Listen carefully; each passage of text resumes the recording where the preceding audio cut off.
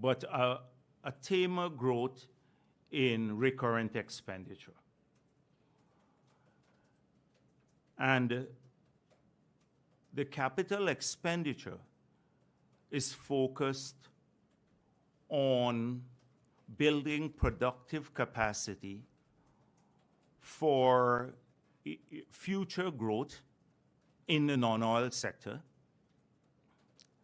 and also to bring greater comfort to people. So again, you would see significant investments in roads, bridges, and other economic infrastructure, the power plant, etc. These will have a huge impact on people, but I'll come to that in a moment.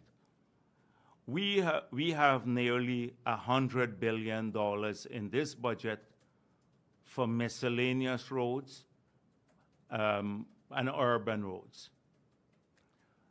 $100 billion in the budget. This is leaving out the highways. We're going to, what does this represent? It represents, on average, about maybe 2,600 to 3,000 community roads that would be built this year. Forget the highways. So when you see $100 billion in a $1 trillion budget, it's a lot of money. It's about just under 10% of the budget.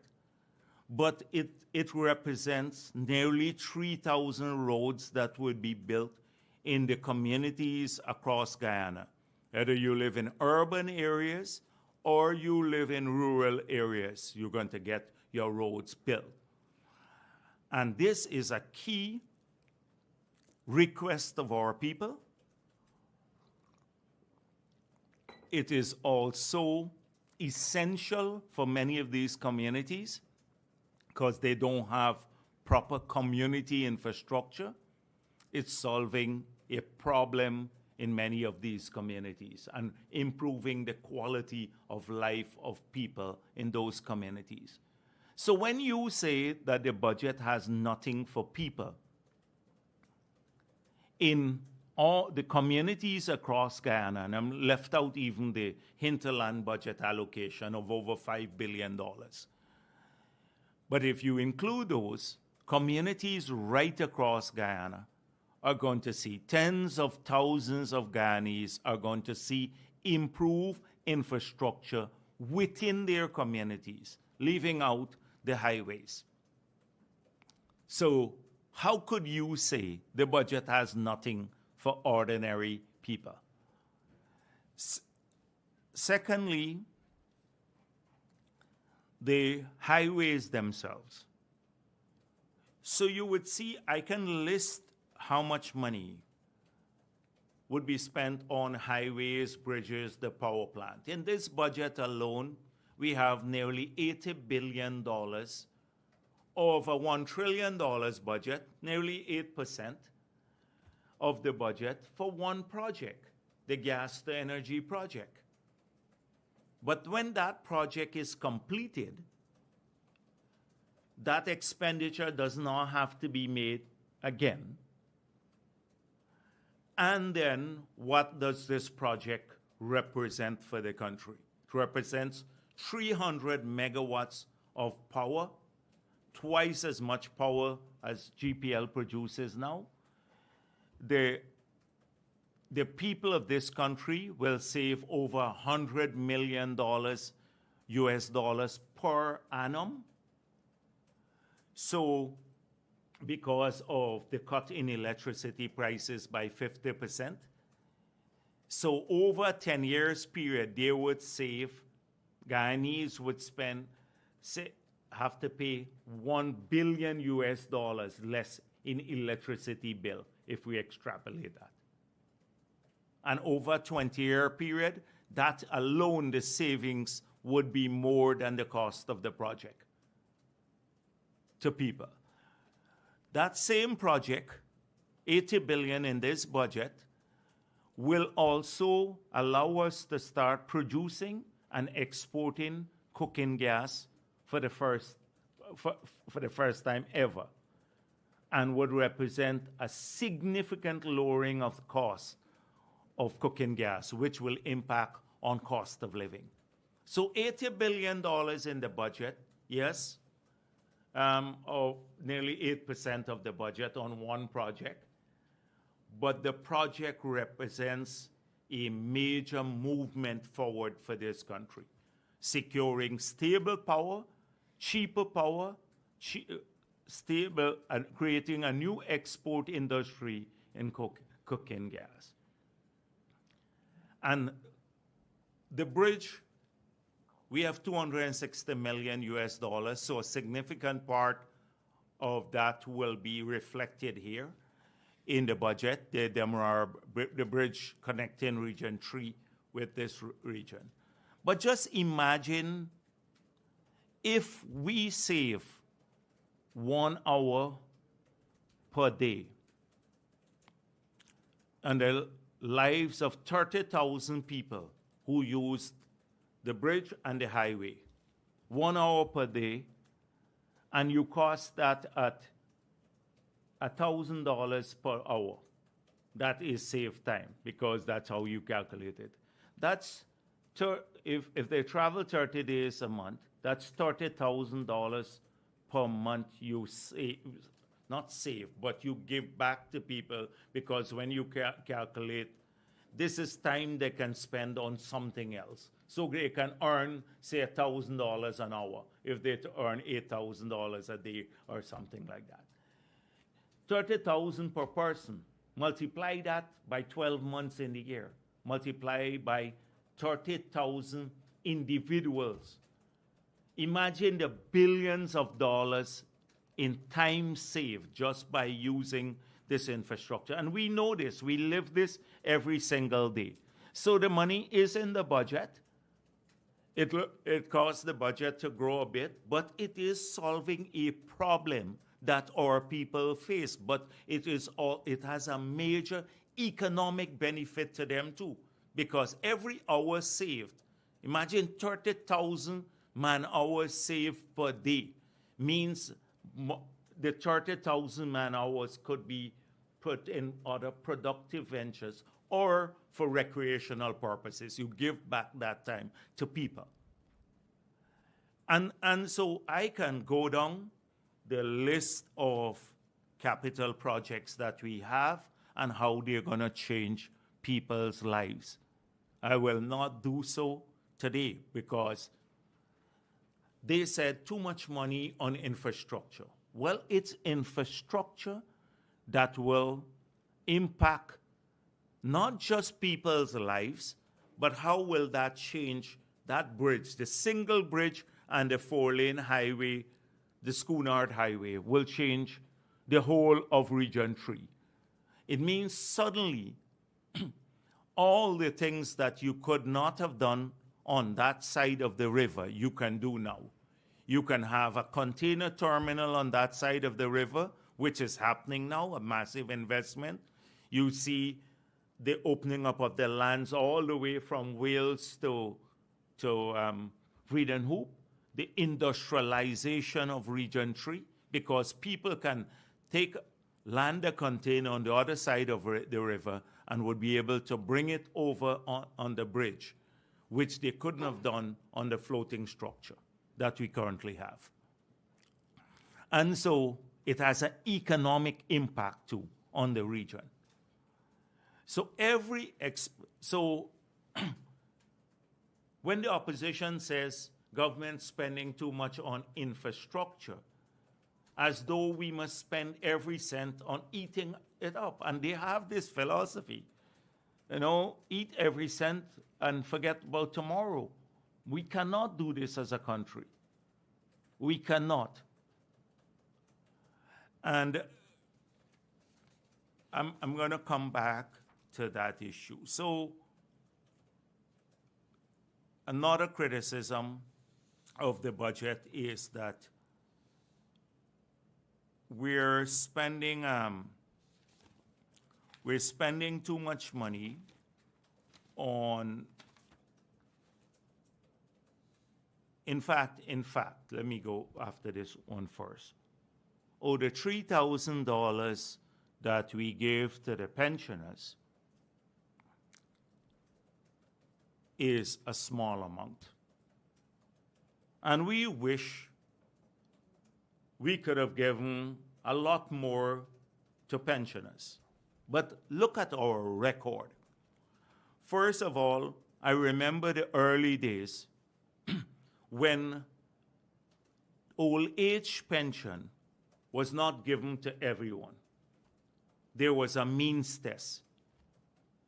If you were earning in the 90s over 75 Guyana dollars, you were excluded from getting old age pension because there was a means test as to who qualified for old age pension. The PPP removed the means test so that every Guyanese who attain a certain age can benefit from old age pension. That's the first point. Old age pension is not a salary. It was designed it's not contributory. There is a contributory pension when people work, they make payments like the NIS, and then they get a pension, an NIS pension, which is a contributory pension. In this case, every citizen of our country over a certain age gets the pension, old age pension. Many countries in the world, particularly in the developing world and developed world, do not have this feature. They don't get that. Our old age pension now, as low as it is higher than the wages of workers, monthly wages, in some parts of the world. In some parts of the world. Old age pension is designed to support, not to replace, support income levels for elderly people who you would assume would have had savings or getting a contributory pension. So that's the idea. So APNU is criticizing this $3,000 for the increase in old age pension for this year. In 2014, when the last year of the PPP government, the old age pension was $13,125. In 5 years of APNU, it went to $20,500. So that's an increase in the 5 years of $7,375. If you divide that by 5, a person got an increase. The old age pensioners got an increase of $1,475 Guyana dollars per year. $1,475. That is APNU's track record of giving an increase, average increase on old age pension of $1,475. Imagine they're criticizing $3,000, but I'm going to get to that in a moment. This was in the context of a massive increase in taxes. They increased the tax on water. They put the VAT on water, on electricity, on data, on foodstuff. They also removed the water subsidy that the pensioners had under the PPP, and they removed the electricity subsidy. So not only did they give the pensioners a $1,475 increase in their pension on average per year, but they removed the water and the electricity subsidy, effectively negating even that sum that they got. Because I'm sure you were paying $1,000 more than that in electricity bill and water subsidy. So what did we say? We said in our manifesto, we want to double old age pension. We've increased it so far by 75%. So those who are talking about 3,000 now need to understand that old age pension has increased by 15,500 since the PPP got into office, nearly double the amount that APNU had, just over $7,375 in the 5 years. We have more than double the increase that they had since then. Secondly, we made it clear that by next year, so you can predict what the old age pension next year will be, because it was 25 and we promised to double it. So it's 36,000 now, it will go to 41,000 next year. That's consistent with our manifesto promise that we made. Now, what does the 3,000, how much the 3,000, if you multiply $3,000 by 76,000 people by 12 months in the year, it gives you $2.7 billion that the pensioners are getting now, more than last year. But if you take what they will get next year, or what it's costing us so far, it's costing us already $14.1 billion more per year than 2020.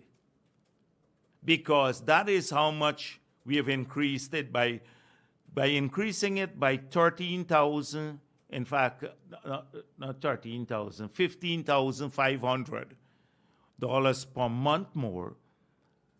Since 2020, it's costing now $14.1 billion more. So you have to look at the total promise, not the individual year.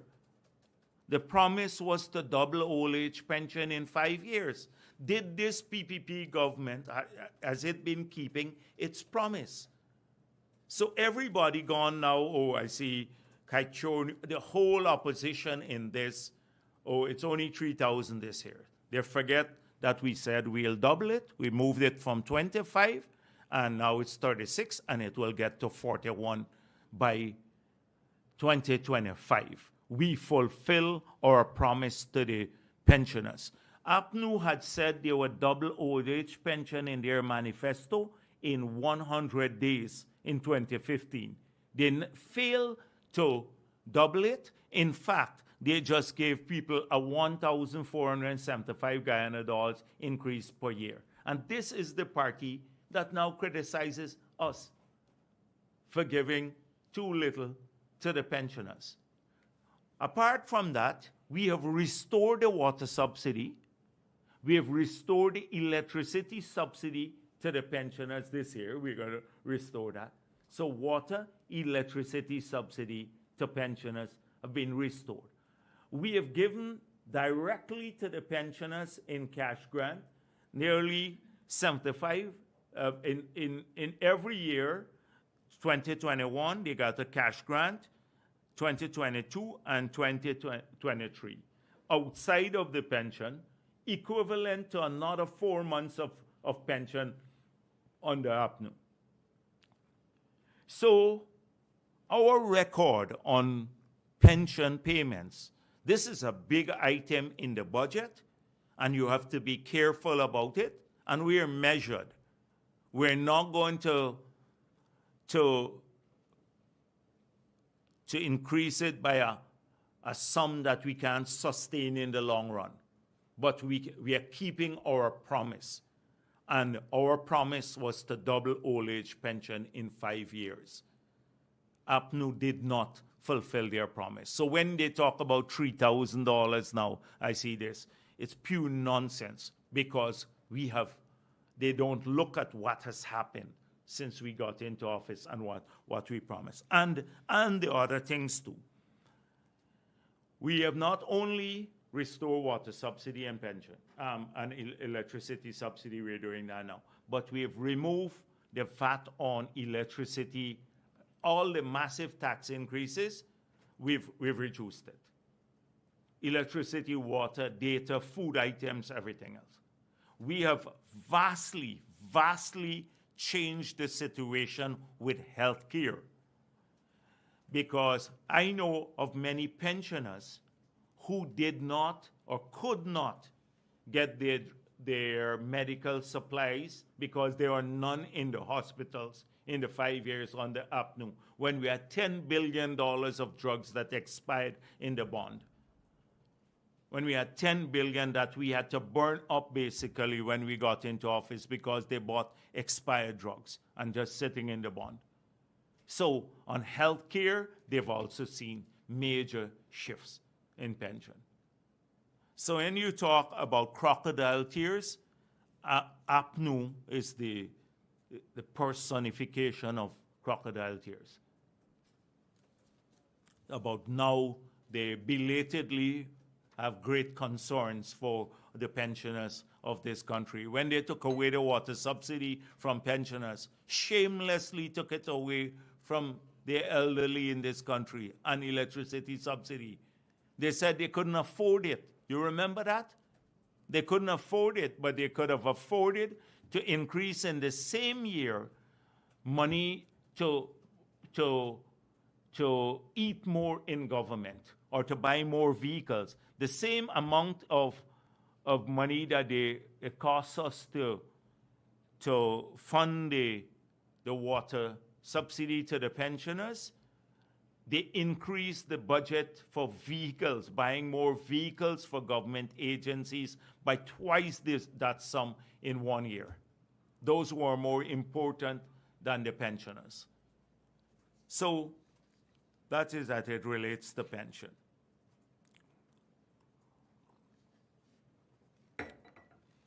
Next, they said education. So education now is $135 billion, 11.8% of the budget. And people need to look at this. With education and health care, over 20% of the budget goes to these areas. Now, in 2020, education expenditure was $51.4 billion.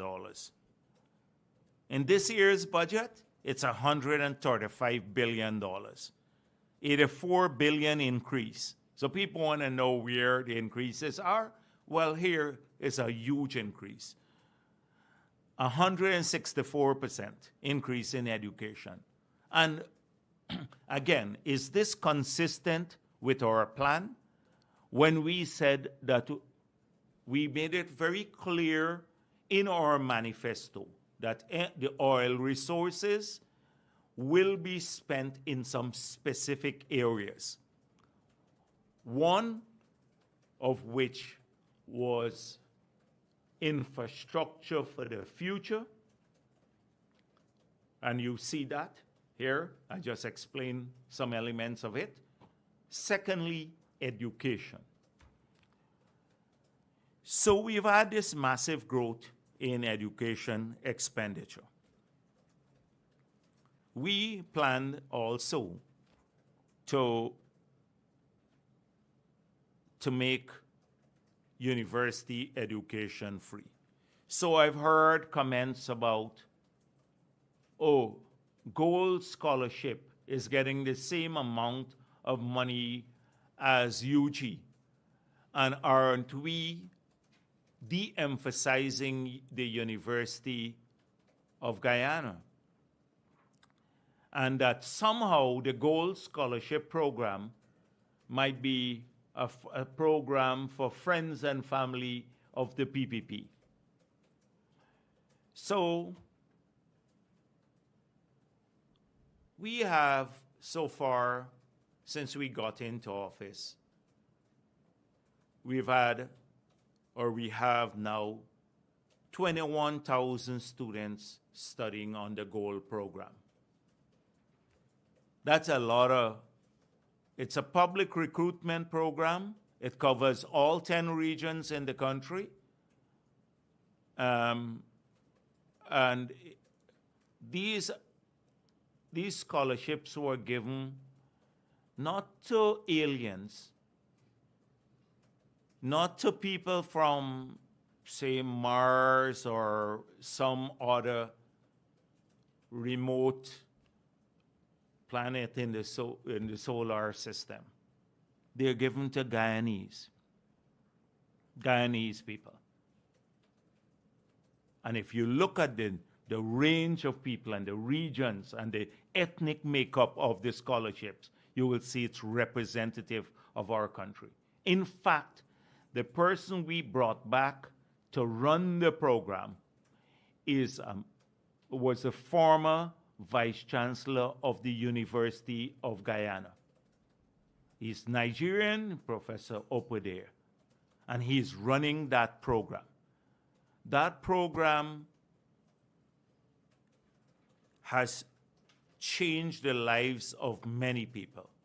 It's different from the University of Guyana in its speed, its reach because it's online, and range of subjects. The subject matters, like nearly 180 different subject matters or courses. And it's available to our people. It complements the University of Guyana. The University of Guyana produces has an output of 3,500 persons per year. We will now get up to about 27,000 by the end of this year in Gold Scholarship Program, and close to 35,000 people by end 2025. The promise in the manifesto was 20,000 new scholarships. We will end up having about 35,000 people on Gold Scholarship alone, overperforming. And these are to our people, Guyanese people, not aliens. This program is also helping through remedial classes for people who would have never qualified to get into a degree program or a technical program. It's assisting with them. People should be happy about this, not run this down. In fact, I've contrasted this with the APNU scholarship program, where they have, for only less than 1,000 scholarships were given in 5 years, and ministers were getting, and their families were getting the bulk of these scholarships. That was for friends and family. So we have a lot of friends and family now, 21,000 of them, and I hope that the Gold Scholarship Program would listen to Amanza Walton and the others, because she believes that you're wasting time. You shouldn't get a scholarship. You shouldn't get a scholarship. And that program is for friends and family of the People's Progressive Party. Apart from that, thousands have been trained through the Board of Industrial Training. We have another 4,500 people last year, women, who've been trained through WIN program, the WIN program. We are now, this year's budget, we have over $500 million for Hospitality Training Institute. We're building a Guyana Technical Training College that will train more people in the oil and gas sector. Consistent with what we said, we're investing in our people. In capacity building, large number of training. University of Guyana, because we value it, that's why we're making it free. And but it's not only through the University of Guyana will we deliver our training programs. We will deliver training programs through several institutions. And though I wasn't even exhaustive in the list that I mentioned to you, because we need to train our people urgently now. The scale of the needs are great, and therefore we have to explore all means of training our people. That is how we approach education in this country. Now, they said 4 billion only for the university. That's 4 billion in subvention. We are also writing off potentially $18 billion in past loans. And that's all in this year's budget. So, effectively, as I explained the last time, we've started, for those who took loan in the earlier period and they're serving, they don't have to pay back their loans. So this is a major policy. So what did they say? Oh, we're spending $6 billion on Gaisuko, so we should have put it more to the university. Well, the $6 billion on Gaisuko is to keep an industry going that APNU was bent on destroying when they sent home 7,000 sugar workers without a social safety net, no income whatsoever. It's keeping those. But you would realize that they avoid certain things in the budget because of the racism of the PNC. So we are in Linden this year, we budgeted in this very same budget that they complain about $6 billion to support a productive sector of the economy, sugar, which is vital not only for the employment aspect, but for the other services it provides to the people of this country through maintenance of coastal infrastructure to prevent flooding. And therefore, we spend less in other areas to do the same thing. You know, the budget is less for other areas. For productive activity, they complain. But in this year's budget, we have $4 billion to subsidize electricity in Linden. And we have $874 million to subsidize electricity in Kwakwani. In Region 10 alone, we have nearly $5 billion in the budget this year to subsidize electricity in these areas. Those communities pay a fraction that the people in the rest of the country pay, because there's a state subsidy to it. All of us who live in Georgetown or Berbice or anywhere else in their country, we pay a different rate, and they pay a lower rate because the state has been subsidizing it. But nobody speaks about this $5 billion that goes to a subsidy. But they have big concerns about the $6 billion that is going to Gaisuko to support a productive activity. It's the racism again. And then saying, oh, it should have never happened. But the crocodile tears again. It was APNU that increased UG fees by 35% in 2018. This is the same party that says, oh, you're not doing this fast enough, making university education free. But when they had the reins of government, like what they did with the pensioners, they took away the water subsidy, they took away the electricity subsidy, etc. They also increased fees to students going to the University of Guyana by 35%. So again, crocodile tears. Crocodile tears. These are the three biggest concerns they've expressed about the budget. Too much on infrastructure, university, and trying to pit the gold program against UG, and then the pensioners. These are some of the things that they have mentioned. Now, outside of that, I see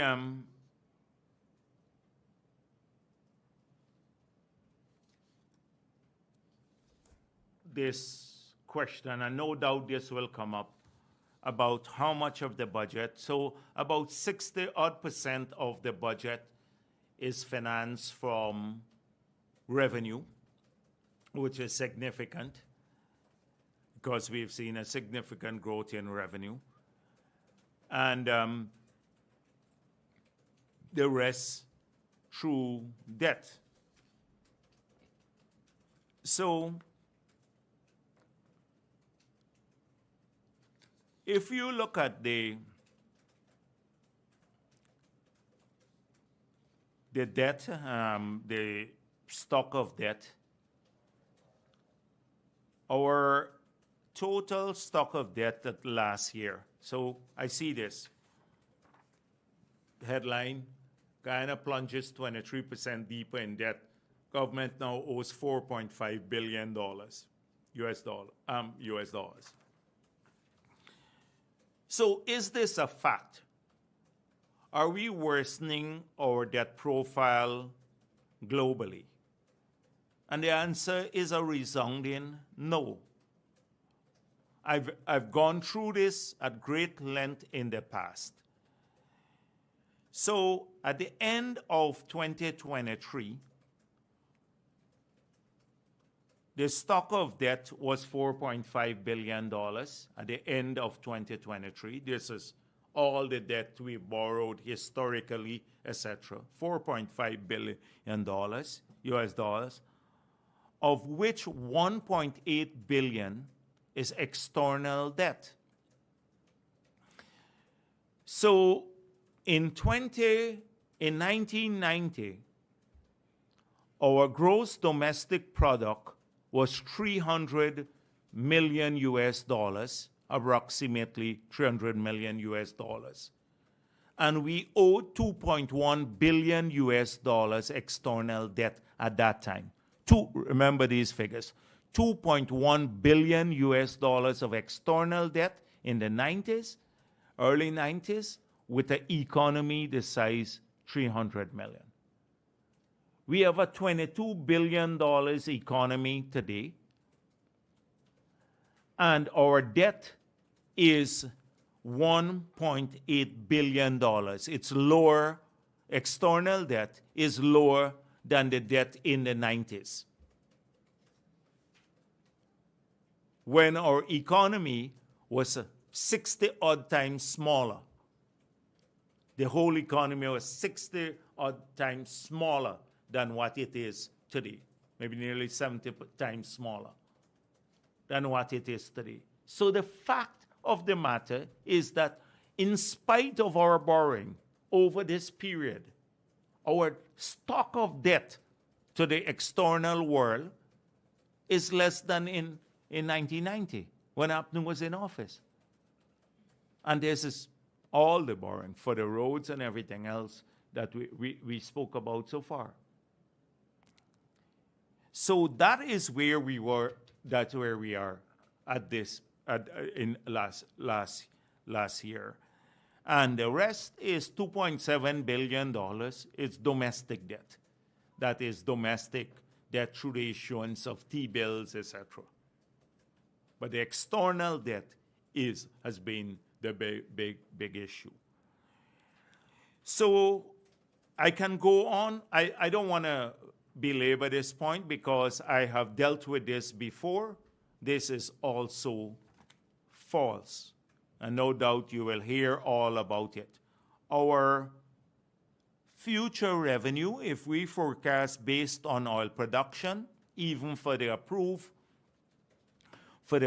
projects, and Whiptail, which will be approved, if we only factor in production at those levels, at say current oil prices and at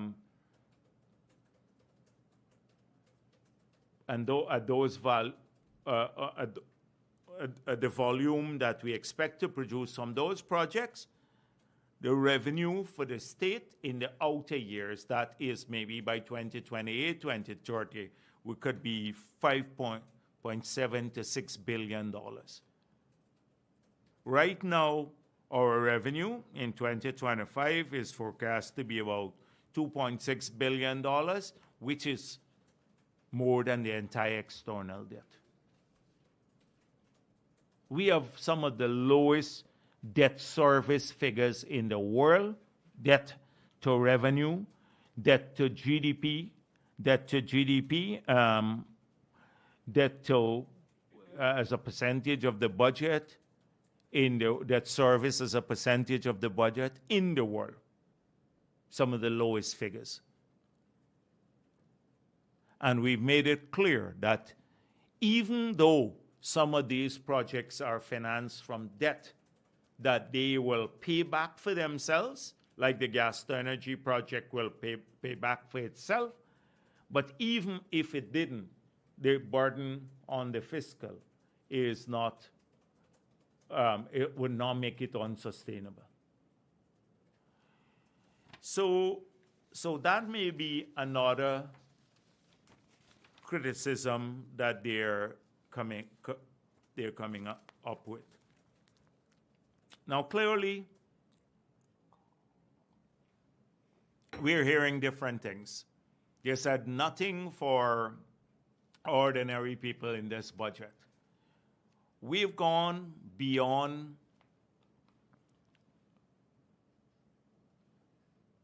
maybe I should deal with this first. So how we're trying to tackle public health issues, but in a way that is finite and the expenditure doesn't become recurrent. So apart from the hospital. So you saw in this year's budget a number of initiatives that are funded. We know sight is important. It changes the quality of life of people. When we invested in the ophthalmology hospital in Berbice, APNU ran it down. But we got thousands of people, tens of thousands of people had operations when in the PPP, earlier PPP government, where we sent them off to Cuba or we did it here. We now have a program in this year's budget that will see every pensioner and every school child being screened. They'll get a voucher. They can redeem the voucher in the public hospital where they get their eyes tested or privately.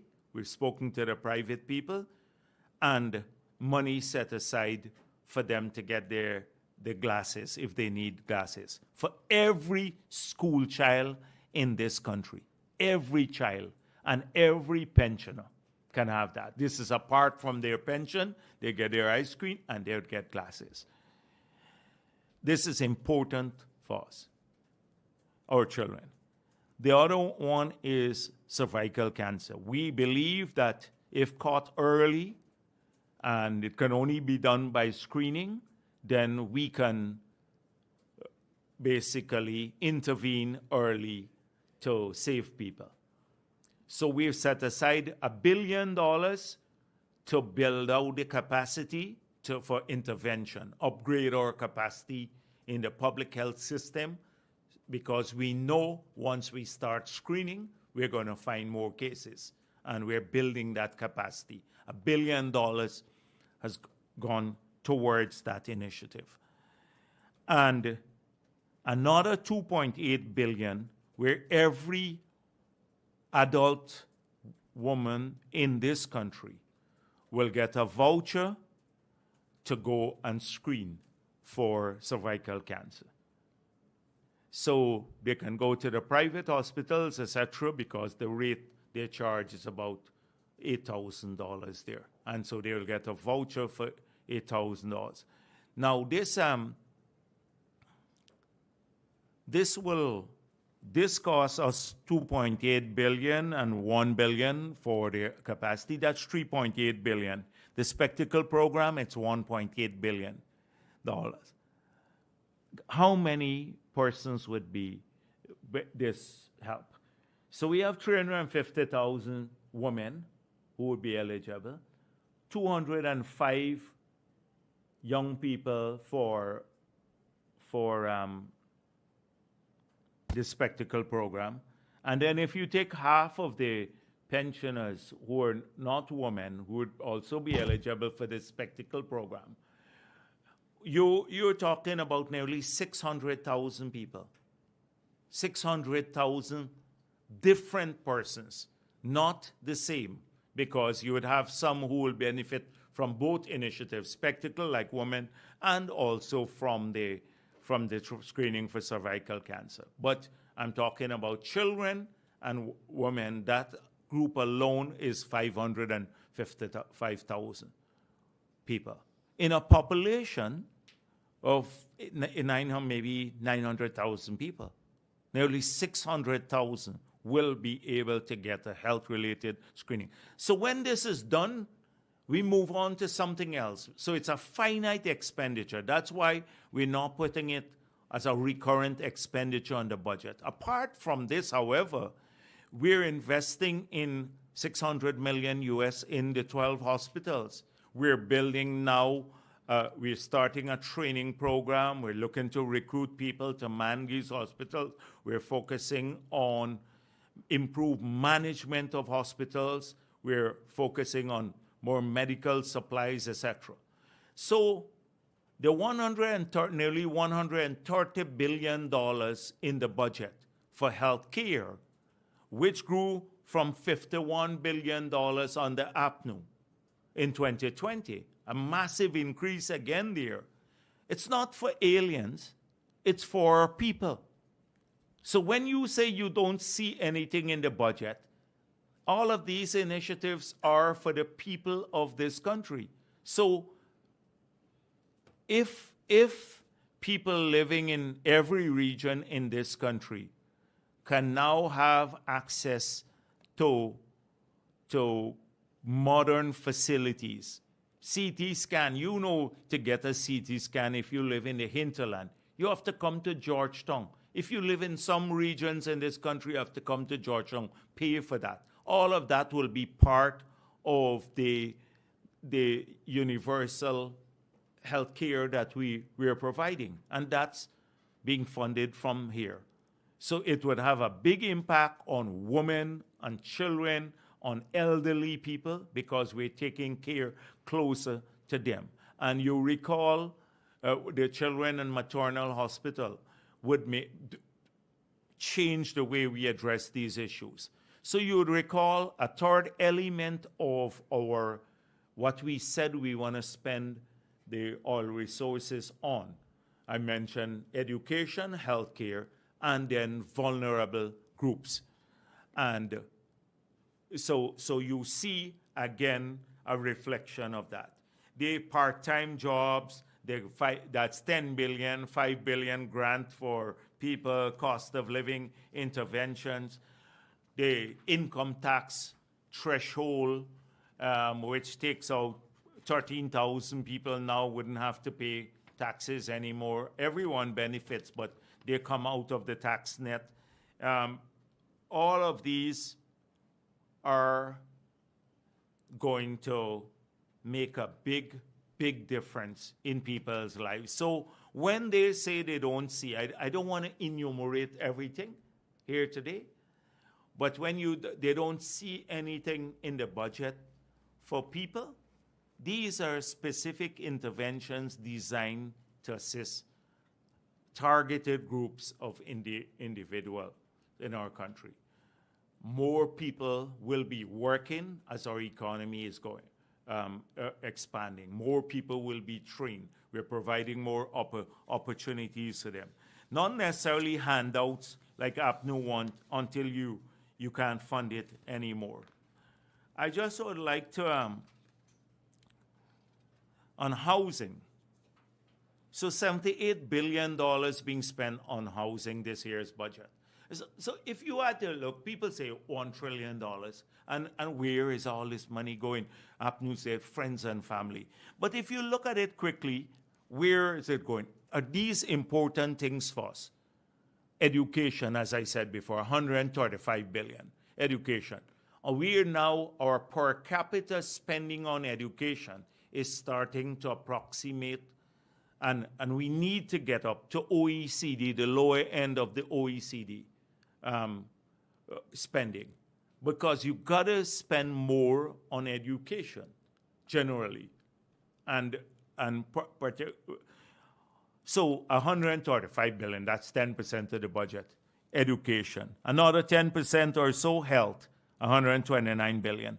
Public sector wages and salaries, $121.4 billion. So nothing in the budget for people, but you have over 10% or nearly 10% of the budget here for public sector wages and salaries. That's a third component. 40.7 billion old age pension, 224 billion for public works, of which roads and bridges are 204. And I mentioned to you like 100 billion alone is for community roads. So that would help thousands of people in their communities directly. 95 billion for energy, of which 80 billion is the gas to energy project. 78 billion for housing. So when you add all of this up, guess how much you already at? $826 billion. People ask, where is this 1 trillion? On those components alone, that's $826 billion. But housing, you recall we said we want to do 50,000 new house lots. APNU didn't do this. Who do you think this investment is being made for? Definitely not for the friends and family that got all the land under APNU.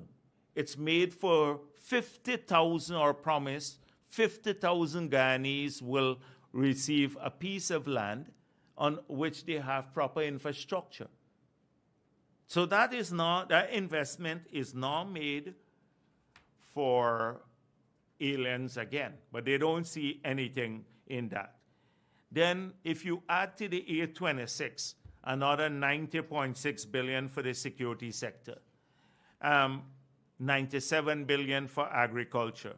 So we already made it clear, DNI 40 mobile pumps this year will cost us a lot of money, billions of dollars, so that our capacity to manage floods, we can deploy mobile pumps. The Hope Light canals that will be funded from the money that we received through the sale of forest carbon.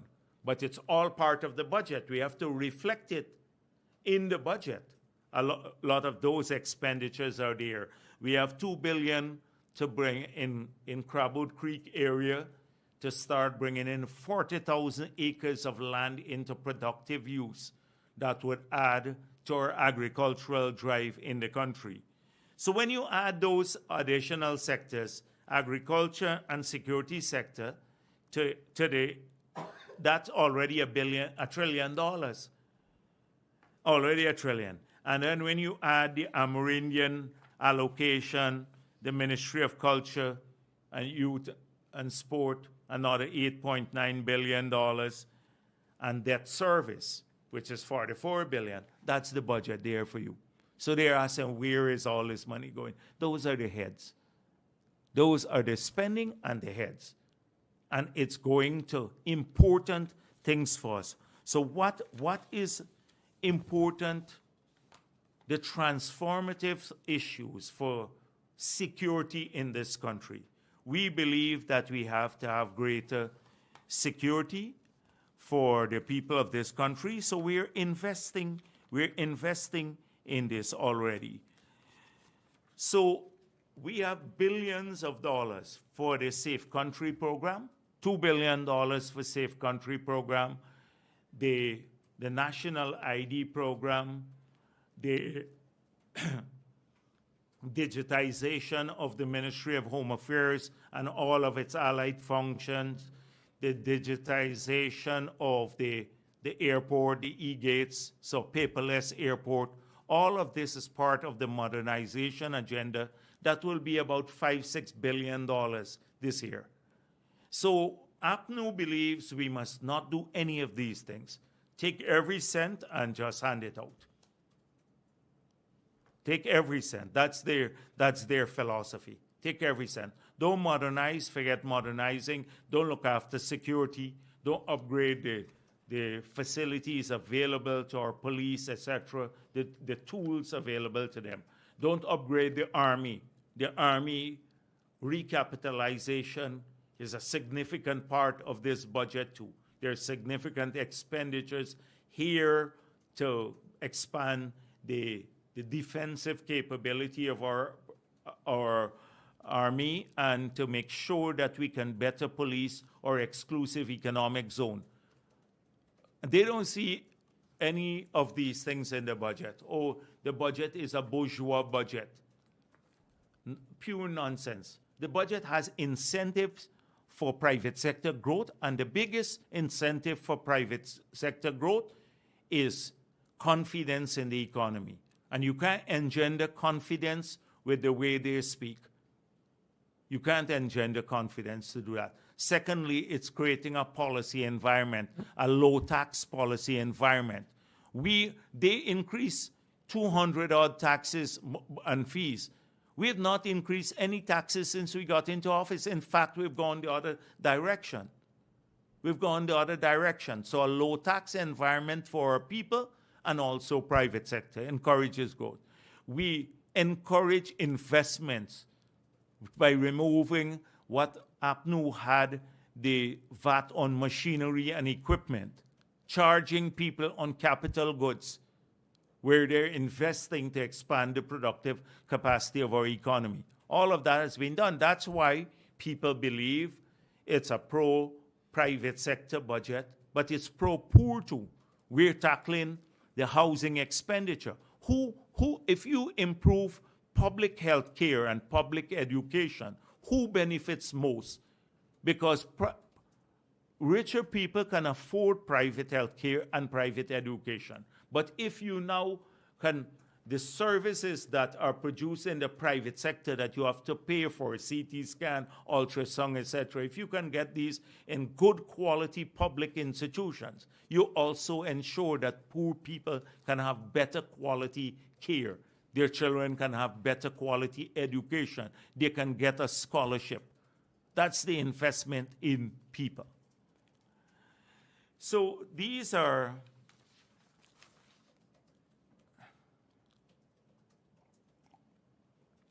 just some of the issues. I'm not going to go more on this. You would have next week you'll hear comments on this, more on the budget. Let me just stop there. I think I'm going on too long. I haven't finished as yet, though. Oh, that's on the budget, and then that's on the budget. So it's just like I was hoping to get. We were hoping that you can engage in a discussion on policy. We can't. It's just rhetoric. And it also, it's a lack of capacity in the opposition to really focus on some of the things that we hope they would have focused on. I'm not, as I said before, don't go into this because you're going to hear the ministers deal with their sectors. Greater length. I wanted, someone brought this to my attention. I'm not going to go through this because there's a vindictive editorial from Stabroek News. It says 4 guys sitting around a coffee table. It's vindictive. And Stabroek News, generally the newspaper is fair and balanced and everything else. It's these guest editors. And you should have a policy like Chabral to name the guest editors. He names his guest editors. We don't, some of them are vile, but at least you know who they are. So these guest editors go and cuss you out all the time, and that's fine with us. But they said one thing, so a couple of things. And that we cause, the PPP cause a filthy nation from Crabwood Creek to Charity. And secondly, that we are plain lucky, and it's dumb luck rather than intelligence that we are where we are today. And then another saying that I claim at my press conference that only because I was in charge, so much was done in a short time. I never did that. So that's a lie. And then they want us to compare our oil industry with Suriname. So let me deal with a couple of these things. So as I said before, this is a vile, vindictive editorial, and it keeps coming from, I think it's one of the APNU people, because I see a pattern. Every week this happens. And as I said before, we'll respond. But just this question of plain luck. So they believe there is no room for policy making. It's plain luck. If you have money because oil now, you can run anything. Anybody can do this. So there's no role for policy makers. It's just, anything can go now and you will be successful. So if we say it's plain luck now that the oil and gas sector is here, so we were plainly unlucky when we got into office in 1992. And you had to deal with one of the biggest debts in the world, one of the highest rates of poverty, 87% of our population living below the poverty line, destroyed infrastructure, blackouts lasting 2 weeks at a time, no roads, nothing to drive on. We didn't have foreign currency to pay our bills. We had triple-digit inflation, the fiscal deficit, 25% of GDP, etc. It was all, we were very unlucky when we got in there. So, if we were unlucky then, it had to be policy making that by 2015, even before we found oil, we had a stable macroeconomy, the reserves had built up, single-digit inflation, our debt to GDP ratio had come down to 45%, down from 913%. This was before oil. And our debt servicing to about 10% of revenue, down from over 100% of revenue. We had started once again to have electricity continuously and more money spent in the school. It was, if we're unlucky then, it took policy making to get there. On the oil and gas sector, APNU likes to claim this windfall, but we work towards it too. Why do you think it was Janet Jagan who issued this license? And throughout that whole period, we encourage investments. Suriname, CGX started. We had a force majeure declared by ExxonMobil because of that incident with Suriname. And it took us 7 years to resolve it by going to the UN Convention on the Law of the Sea and settling the maritime boundary once and for all aboard a maritime boundary. And that everything resumed. So oil and the policy is not by chance. But also, we've seen a lot of countries with oil resources of a magnitude significantly greater than we have received or we will ever receive. And they have made a mess of it. Our neighbor, because of bad policy making. Our neighbors in Venezuela would be a good example of this. But we've seen it around the world. I would say APNU, given policy making in APNU, so given their track record of destruction, 28 years, and at the end of the period we were poorer after 28 years than when they took over in the 60s, when Guyana was seen as the Singapore of the Caribbean. They took us down to Haiti. We were competing with Haiti at the bottom of the Western Hemisphere. That's their track record on economic management. And they had great windfalls too. You remember the 70s when the commodity prices tripled, the sugar prices tripled, and everything else. We're swimming in money in the 80s. All squandered. We had a whole, don't go into that, that would take too long. So that's all squandered. And then the 5 years again, we started the decline. They started going after the productive sectors. Almost every productive sector in the economy saw a decline in production because they started taxing equipment and everything else. So it's not by chance or plain luck that you manage resources. you have to have a philosophy. It has to be underscored or underpinned by a strong sense of where you want to get and economics. And so this person must be from APNU. There they think everything is based on luck. Whatever falls from the sky, you just set your hat and receive it and spend it out and everything else. It's an APNU. I take a wager that this is an APNU person writing this editorial. This comes straight out of the bowels of APNU, that it's about luck. With all the oil money in the world, I would say if it wouldn't have been such a disaster, we'd give them 1 year with the oil money or 2 years, just again, where it will be a disaster for this country. They prove it in the 5 years. Disaster. And you will see what will happen.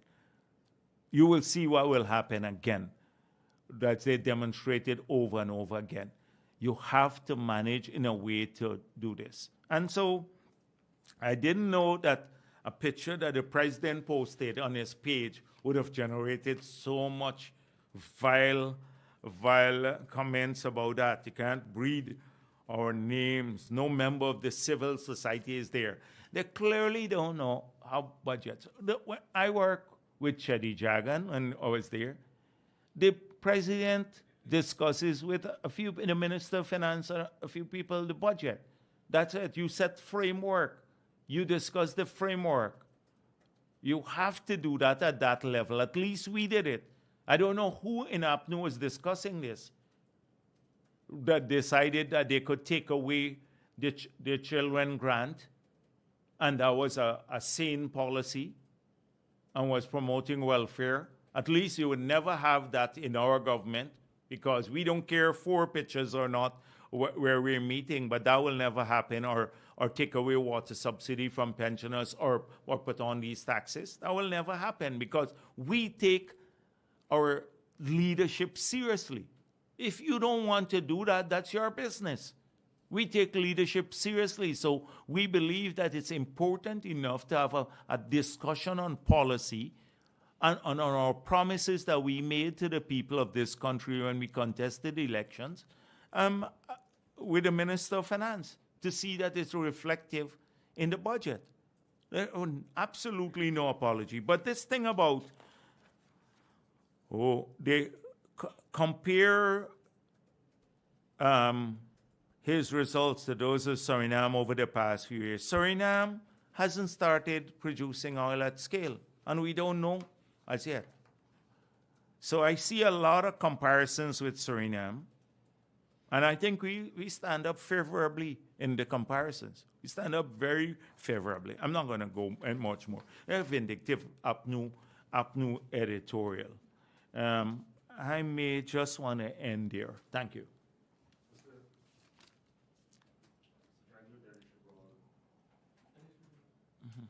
So now, hello? Yes.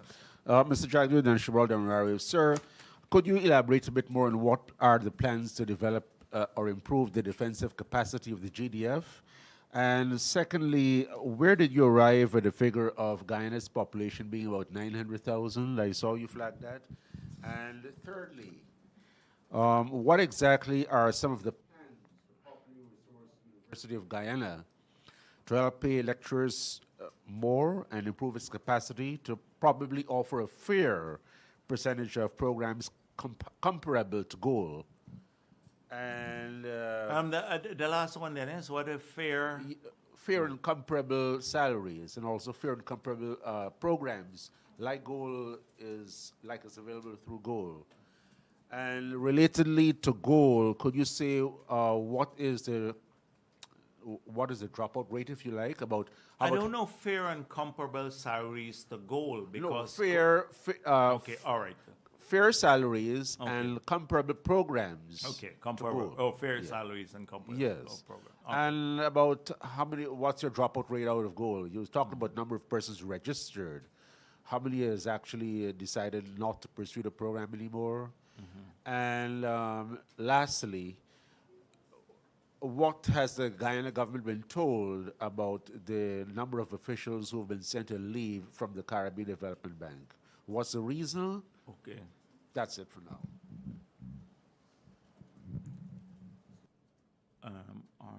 Army. So normally,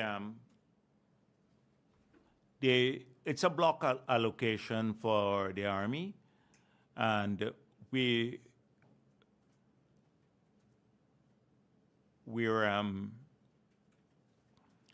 we tend not to go into great details on these issues, but I can say to you, like, for example, we're in discussion with Bell for the purchase of 4 smaller helicopters, which would assist not just the Army, but the police in training and also policing, because they'd be equipped with a whole range infrared technology, etc., so that in case the police would also have a greater capacity. But things along those lines, it's more defensive capacity. You know already we're exploring, we have with India a line of credit for some maritime assets to ensure that we better police our exclusive economic zone. These are just some elements of it. But generally, it's to better equip our security forces. You're not going to get more from me on that. Yes, the Caribbean Development Bank. I was trying. I saw the story, but I'm not aware of that we have been briefed about anything. In fact, I Googled around the region last night. I was checking, maybe over 4 this morning or so, but I don't see anything coming out from the region. You were the only person who carried a story. The Caribbean Media Corporation also carried. Oh, they carried a story. I did not find anything in detail about it. So, no, I don't. I don't know. You probably have more information than we have at this point in time. So I know the press conference was postponed, and we're going to try to find out a bit more about what's going on, and from official sources. But aren't you worried that the government will reject the DAR as a borrowing mechanism? No. I think it's just might be a timing issue. The media tends to even get reports ahead because they deal with leaks of the issue. UG? On UG, compared to gold.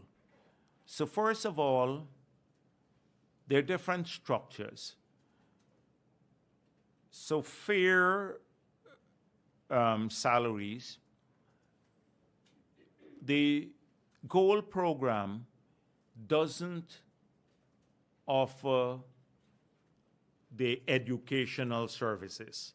This is done by institutions abroad, and the prices are negotiated. And I must say, if you look at the expenditure per person, it is way below that of the University of Guyana, based on the prices that are negotiated. These institutions have to go through the quality and the review of the curriculum to the technical staff at Gold, because Professor Uppede and the others do that. So they have to have a certain standard before you can be chosen to offer educational services. That's one. So it doesn't come up with questions of salary. We don't pay salary. We pay a fee per student. The salaries of the staff at Gold, if you look at the administrative arrangement of Gold, I doubt they have more than maybe 20, 30 persons. But they're delivering the educational services and supervising it to 21,000 people. So if you look at their administrative spending, it would be significantly lower than the University of Guyana. Significantly lower than that. So, and as I said before, since it's online, it's the reach right across the country, which you may need to go to a physical campus, etc., more with UG for some subjects.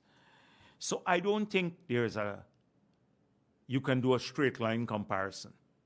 You can do a straight line comparison. It's very, very difficult. We need both programs. We need the University of Guyana.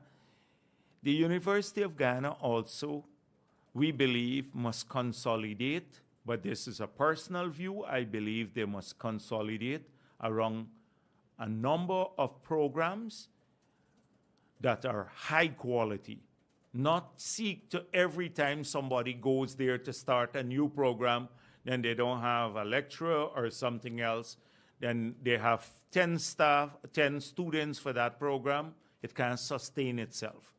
They need to have the good quality degrees around, first degrees particularly, around a core number of areas. And quality is important. Quality is important there. There have been concerns expressed to us that recently, since COVID, the university has now gone back to even classes, and they're online all the time. In fact, somebody said they have not, since they started their program, university, they've never gone in once. I don't know if it's true, but haven't gone in once to the campus. It's online, all online.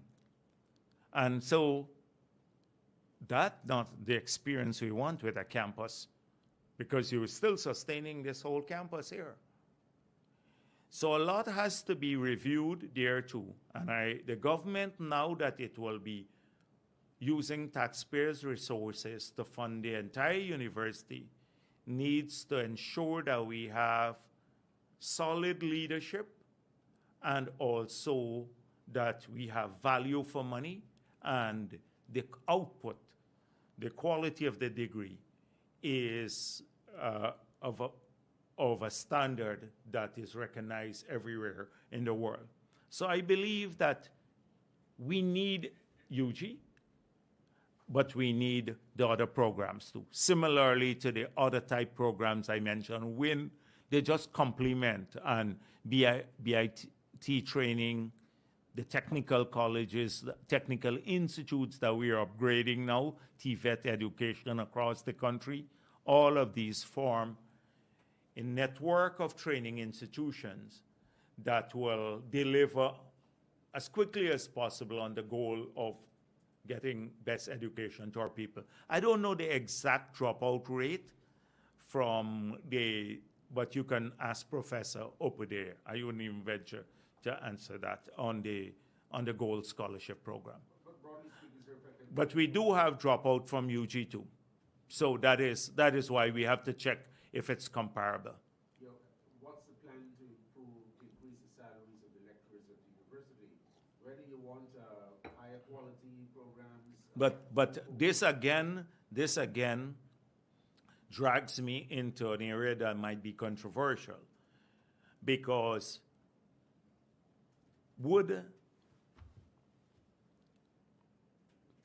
is it just the only condition necessary to have a better quality education, higher salaries?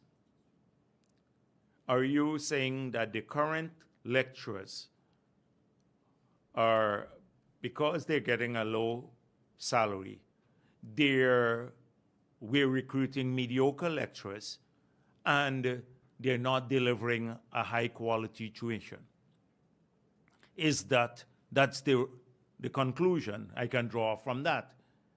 If you say that's the only condition of a better quality education. I think it is a number of things.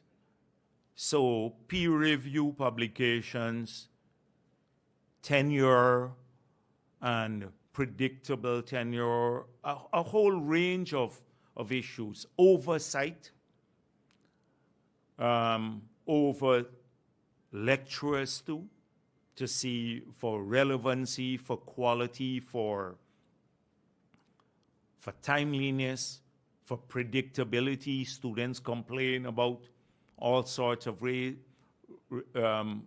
like there's this big range that they themselves can't predict between in the grading system. So I believe that it's a much more complex discussion when you look at quality. When Nigel Harris was the Vice Chancellor of the University of the West Indies and I was president, I asked him to focus on the quality. We're a collaboration. And he had identified Carrington to come here and to be the Vice Chancellor, and the focus should have been on quality. And there were several indicators that were listed that they had to look at. I think the place, it got culturally swamped, and what happened is that we lost that focus. So I think we need to return to that focus on the quality of the degree and the quality of the tuition and everything else. And if it necessitates higher remuneration to improve quality, then you have to do it. But I don't believe it's the only condition necessary. Yes, the population, the census figure is a bit low because a number of people were not captured by the census. So this is our internal, this is an internal estimate, and this is my internal estimate based on the number that we see on, like, of people coming for services, the number of households we saw. When we did our survey of the cash grant, we found a significantly higher number of households than we thought we had. So that's why I said maybe about 900,000. There was one. Oh, that's it. Yes. Two budget-related matters and two court issues. Regarding the budget, the finance minister said there would be a survey of potential resources in offshore blocks. Can you confirm if this would include a relinquished portion of Stabroek? And is there any plan to engage bilateral partners such as the UK or India on one-on-one negotiations regarding the blocks this year? Also on the budget, the finance minister revealed the government's plans to increase the debt ceiling as well as to revise the withdrawal rule for the NRF. How does government plan to ensure that the country stays free from the clutches of the pre-source as well as the resource curse? So those are the two budget-related issues. Okay. You want me to ask the court? And then you can go. You have some more? Yes, the court matters. Citizens have approached the court to see the $2 billion parent company guarantee, and they have been facing a lot of difficulties trying to do so after 7 months. Do you think they have a right to see this document? Do you agree with their position that it should be made public? And on a separate issue, can you say why the government is appealing a judge's decision on the unlawful deductions from the salaries of nurses in Linden?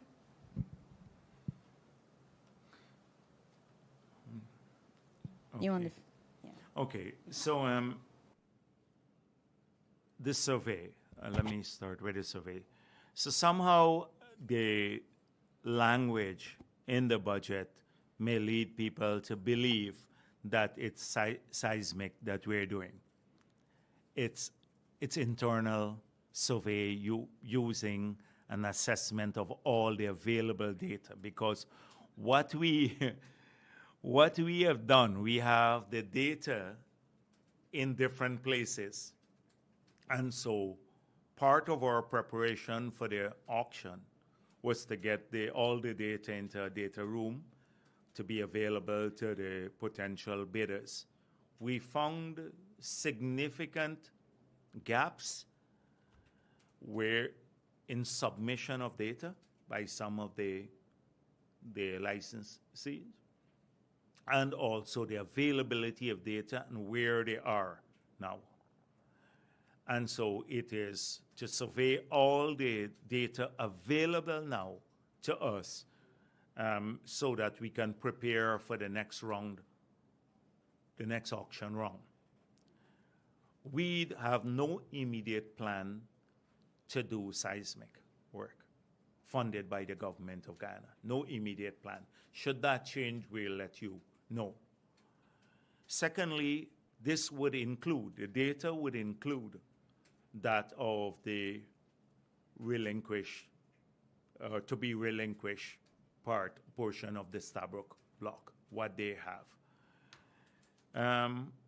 On the debt ceiling, yes, so you heard the Minister of Finance explain. So the debt ceiling is largely raised to facilitate some of these big projects we have, because they would temporarily push up the debt, like the gas to energy project.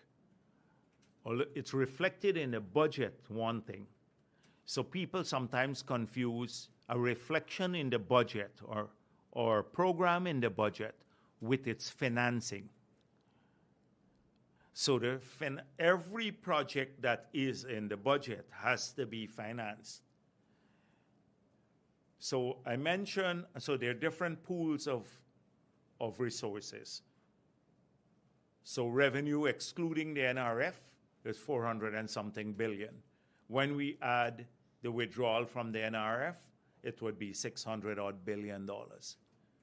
If you add the GRIF money and the sale of forest carbon, it's 600 and something billion. That's why we're saying that 60-something% of the budget will be financed from own resources. The rest has to be loan, a combination of domestic and foreign loans. The loan, so we budgeted the gas to energy project, $80 billion here in the budget, but its funding will be from the loan from Exim Bank.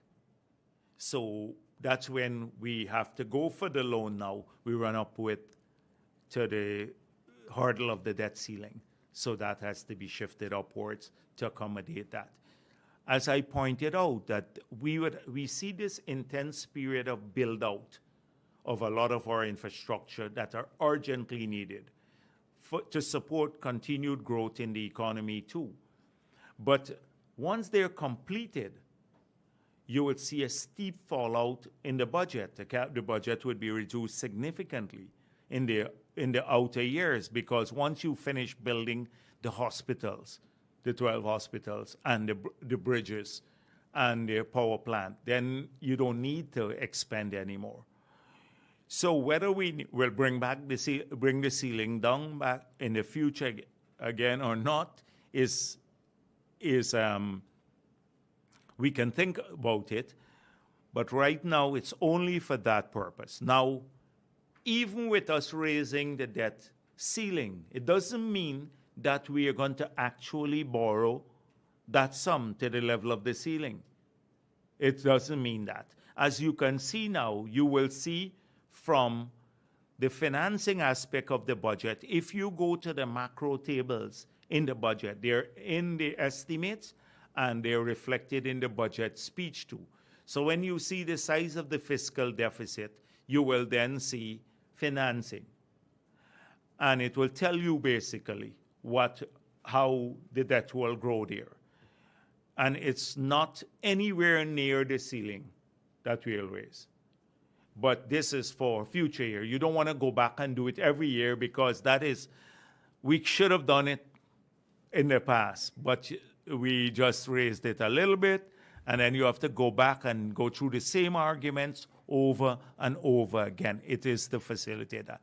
But will our debt, our borrowing be unsustainable? The answer is clearly no, as I pointed out to you now, where we have some of the best debt fundamentals and in the world in terms of our capacity to repay and our financing.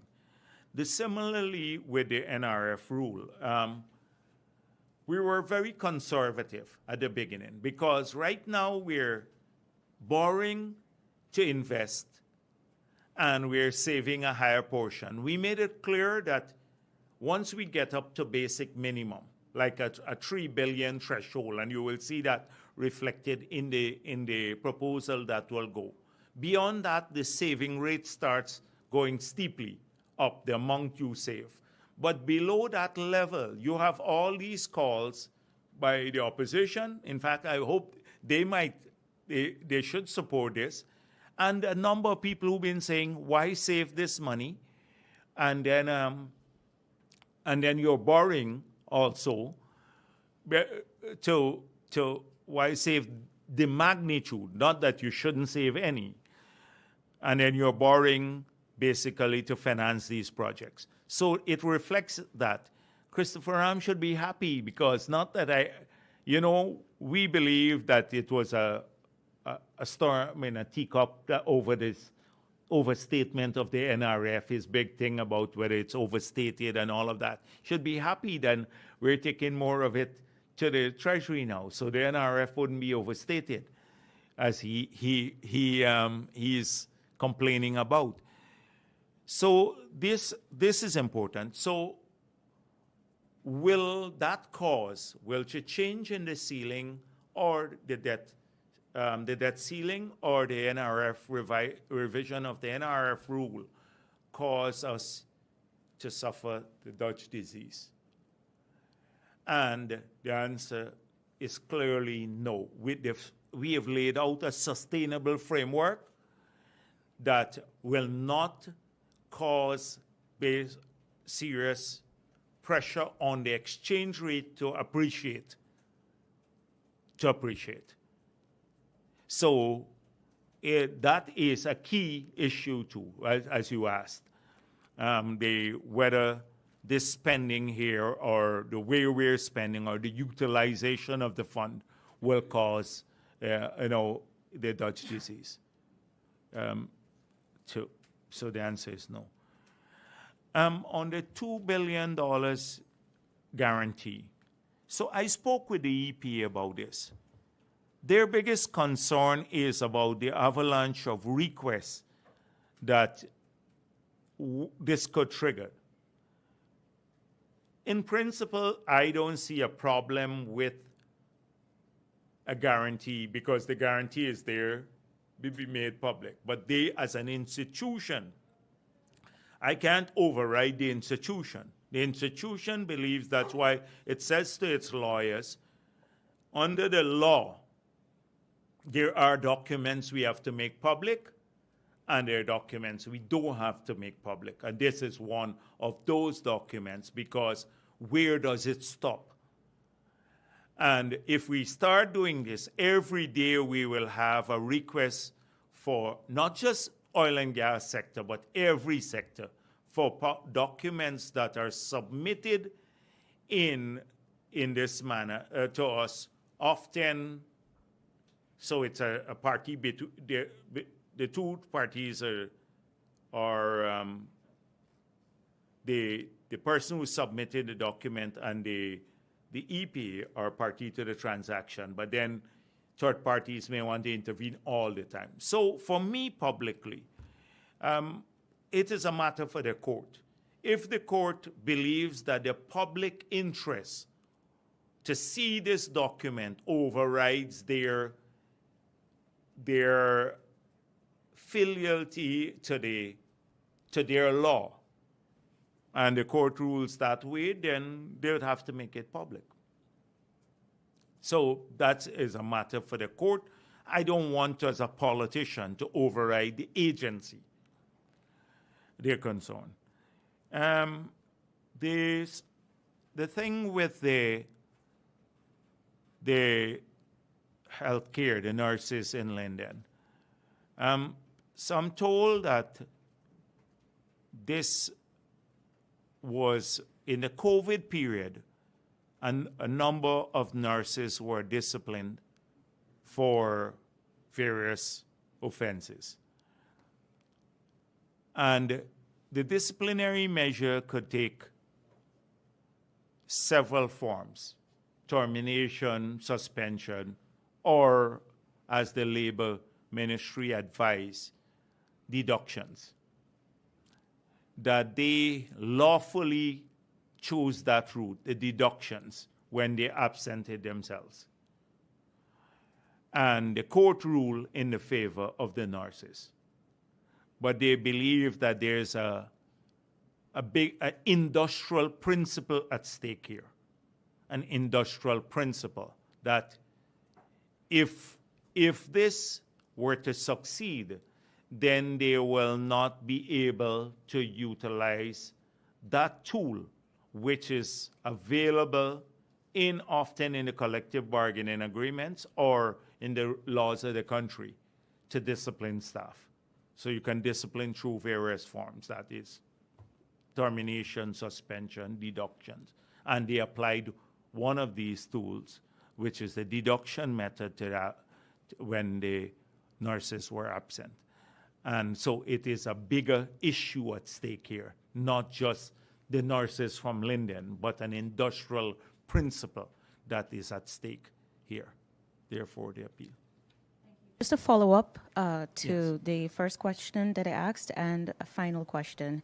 You said that there's a process to put all of the information together from the survey for the next auction. Is that next auction likely this year?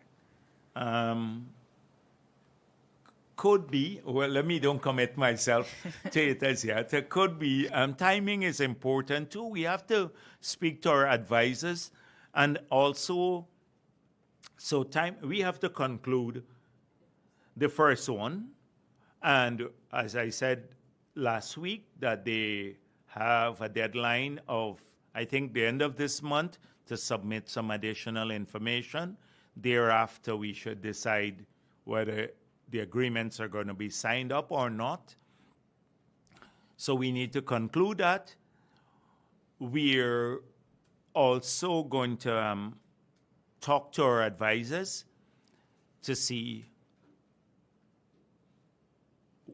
what's happening in the world of auctions and what's the right timing, because they're more attuned to what's happening globally.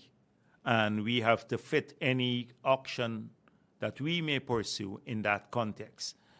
Then the relinquishment of the Stabroek block, which we're hoping would be part of the next auction, will happen, I think, is it October or October? So we have to examine whether outside of the Stabroek block we can sustain another auction with the properties we have now, and then have, since that will happen in October, then leave that for the next auction, or wait until those properties come in and then come back to the state and then go with an auction including those properties. So these are things that we have to decide on.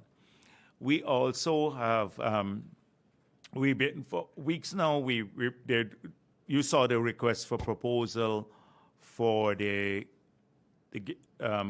exploring the market for the gas development. We're just, as I explained to you, we're just exploring the market, given that we've had a lot of approaches at the bilateral level, and we wanted to do it in an open fashion to see anyone who may have any interest could express that interest through a public open process.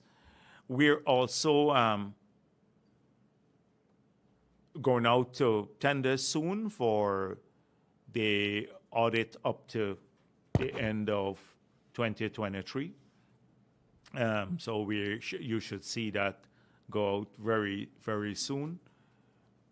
Okay, yes, For sure. me, the recent EITI report, the Guyana EITI report, said that there is a higher perception of governance corruption in 2022, as well as a decline in citizens' right to speak freely. How do you feel about these two findings in that document? Last week I actually walked with it, and this week again, because Kaichur has been at it a while,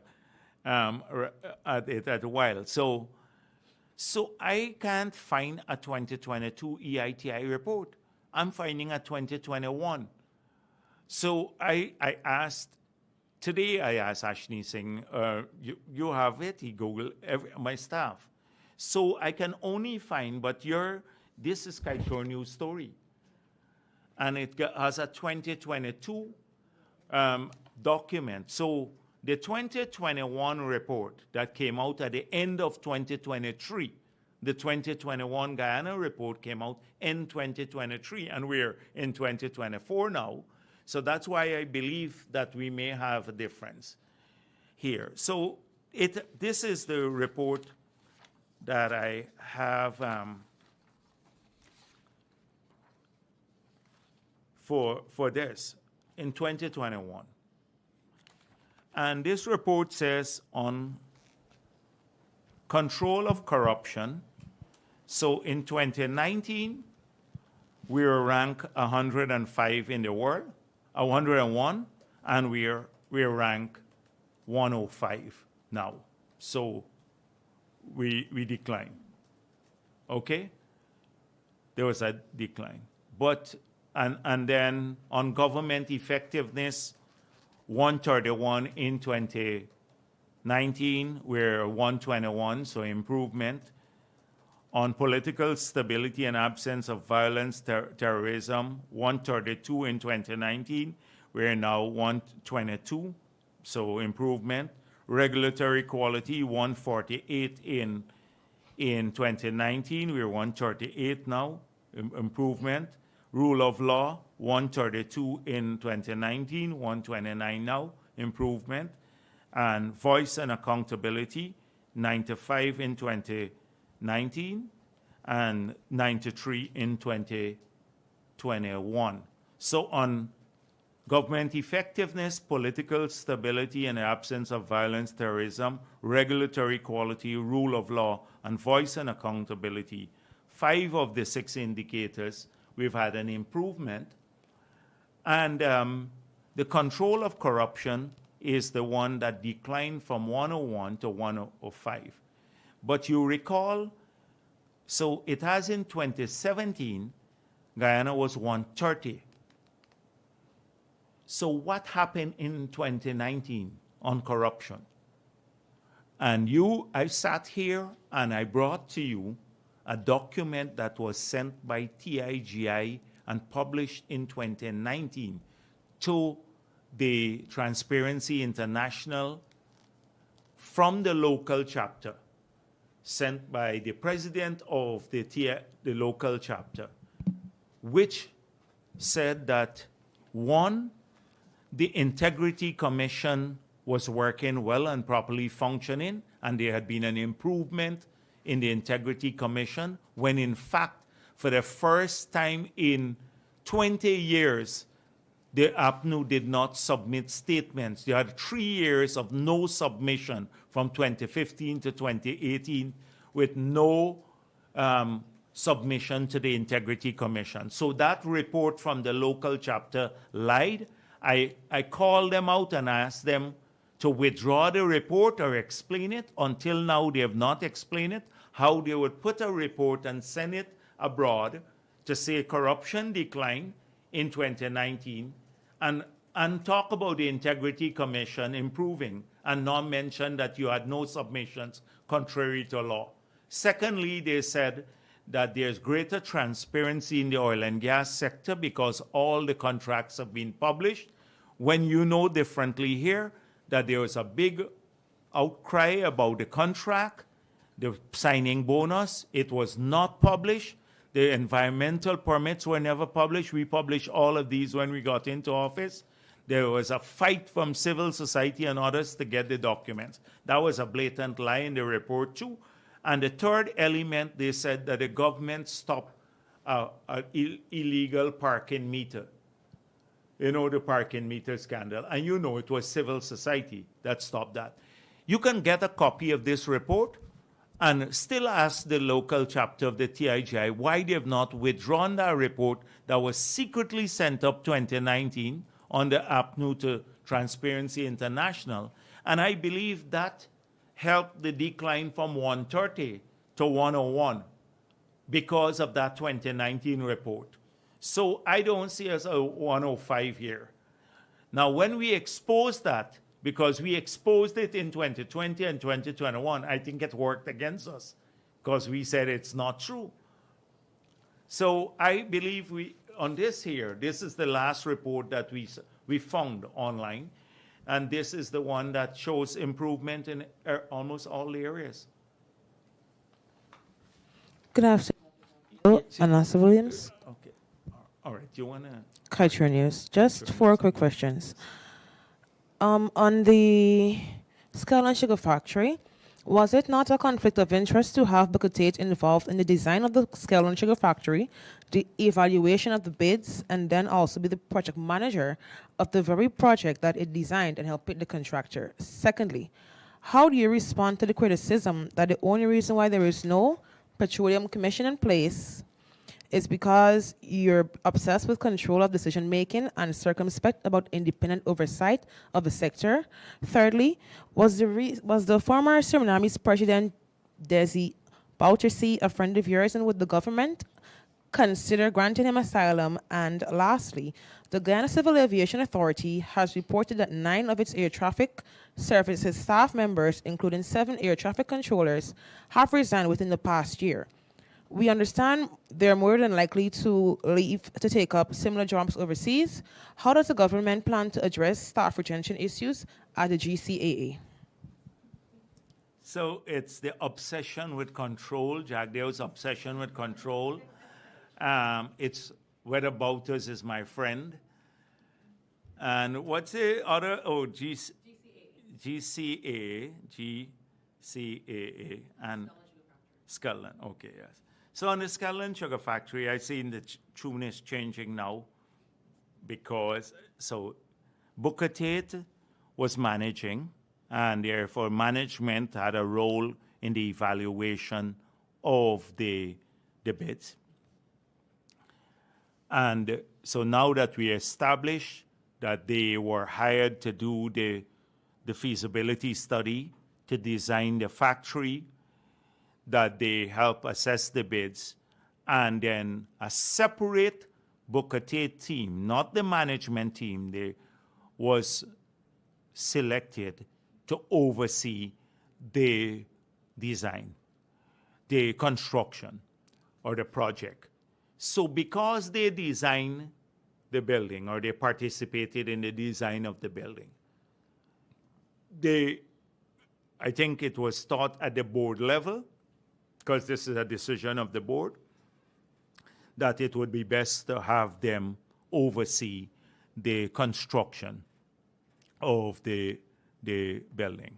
But we've clearly established now that this was done by the best technical people with no political involvement. We've established now that they were sued by this government, the PPP government, for not fulfilling their role to ensure that the Chinese contractors, or to, first of all, to review the design. In fact, they reviewed the design and approved elements of the design that failed, like the pond dumpers, etc., that couldn't allow the throughput. And then not to oversee the contractor to see that they fulfilled the requirements of the contract. When we sued them, APNU, we lost the case, APNU didn't pursue it.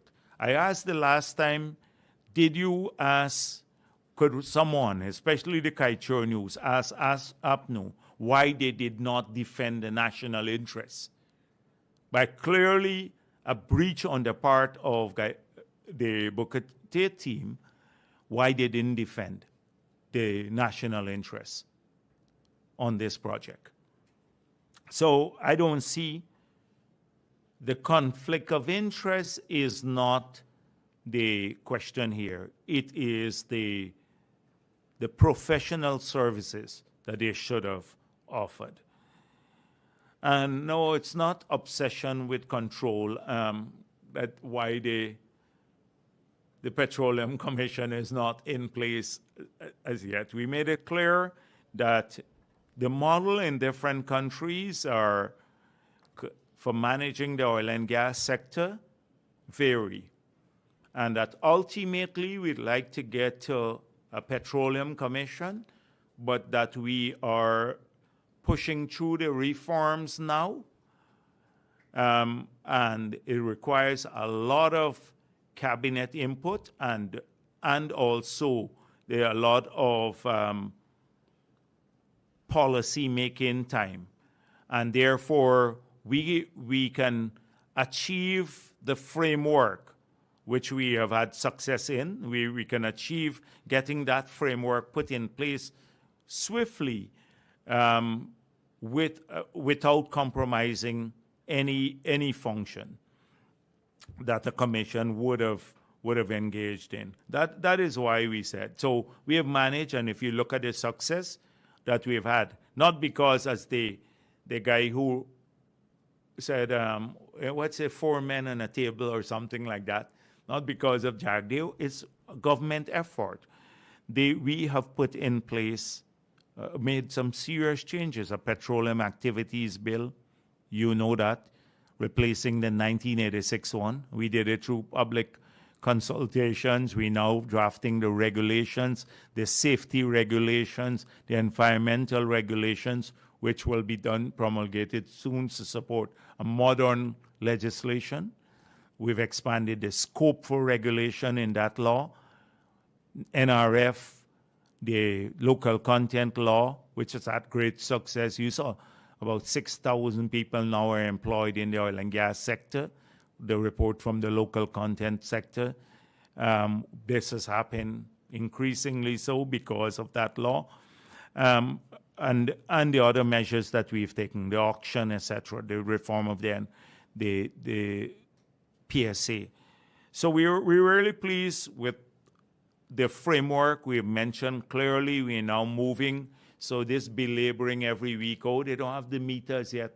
We said that's what we are coming to. Every week, I'm sure they can't put in a meter to measure the thing, the oil and gas. We are now going out formally for a company to do that on our behalf, but the Bureau of Standard is there on site, and we do reconcile the sales number and the production number, and our auditors tend to do that. So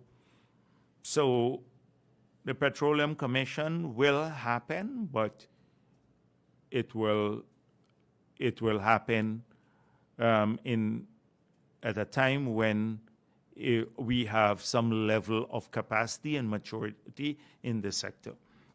Bouters, I have a lot of friends around the region. So I saw Ralph Gonzalez wrote the president of Venezuela and said, I spoke with Fanali and my friend Jagdeo. That should cause a major problem too. And just a letter which went a few days ago when there were this issue about Ralph was posing in front of behind some picture of Venezuela. And I consider a lot of the Caribbean leaders friends, etc. So what's the problem with that? I'm not sure, I'm not aware that former President Bouters has requested asylum in Guyana. So where is this issue coming from? So if that is an issue when it happens, I'm not dealing with conjecture and wildness, although I'm dealing with Starbuck Kaichur News here in any case. So and what's the GCA, right? GCA, I don't have all the details there about people who have left, but retention is important too. And that's a crucial agency to make sure that our airports, the civil aviation sector is properly managed. I don't have the details of how many people left. I don't know who they left and when they left. So it would be not wise of me to give a comment on that. You can ask the subject minister, Juan Edgehill, and he would be able to deal with that issue. Yes, please. Hi, my name is Catherine Schmidt. I'm from Energy Intelligence. I'm visiting for a few days. Thank you for having me. Wanted to follow up on the RFP on the open gas infrastructure. Can you tell me a little bit more about the engagements you've had bilaterally about the parties that have approached? And is there any update on the engagement with Suriname potentially for cross-border potential? I have a couple follow-ups. Should I? Okay, yes. Secondly, wanted to see if you could reinforce the target for GTE to come online, at what point the government expects for its part of the infrastructure to become operational. I know Brazil has recently joined OPEC in a consultative role rather than being part of the group. Is that something Guyana would consider? Finally, what are your major oil policy items on your agenda for this year? Thank you. Okay. So the request for proposal, I'd explained earlier at earlier press conferences that we have been written to by a number of companies. Some have approached us directly, requested meetings with us. I don't want to name the companies now, but they're claiming that they have the capacity to develop the gas resources in a speedy manner, and they have all the resources, the financial resources to make that happen. They believe that the timing is good now, given that the world has agreed that gas has to be a transitional fuel, and that the project, if it's not done very early, then it may lose some of its feasibility in the longer run. We share that view that the project, the gas resources must be monetized. Two, that given net zero and this window of opportunity, that this project, if it were to happen, should be done urgently.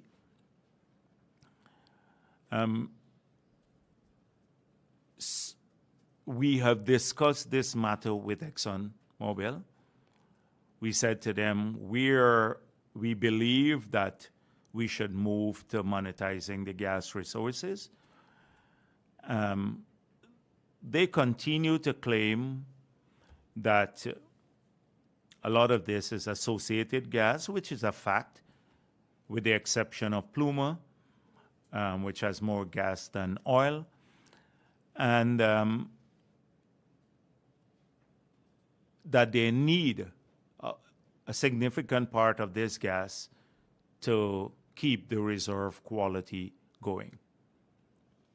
This is a discussion we're having with them, and we'll continue to have. We believe, however, that we may find enough gas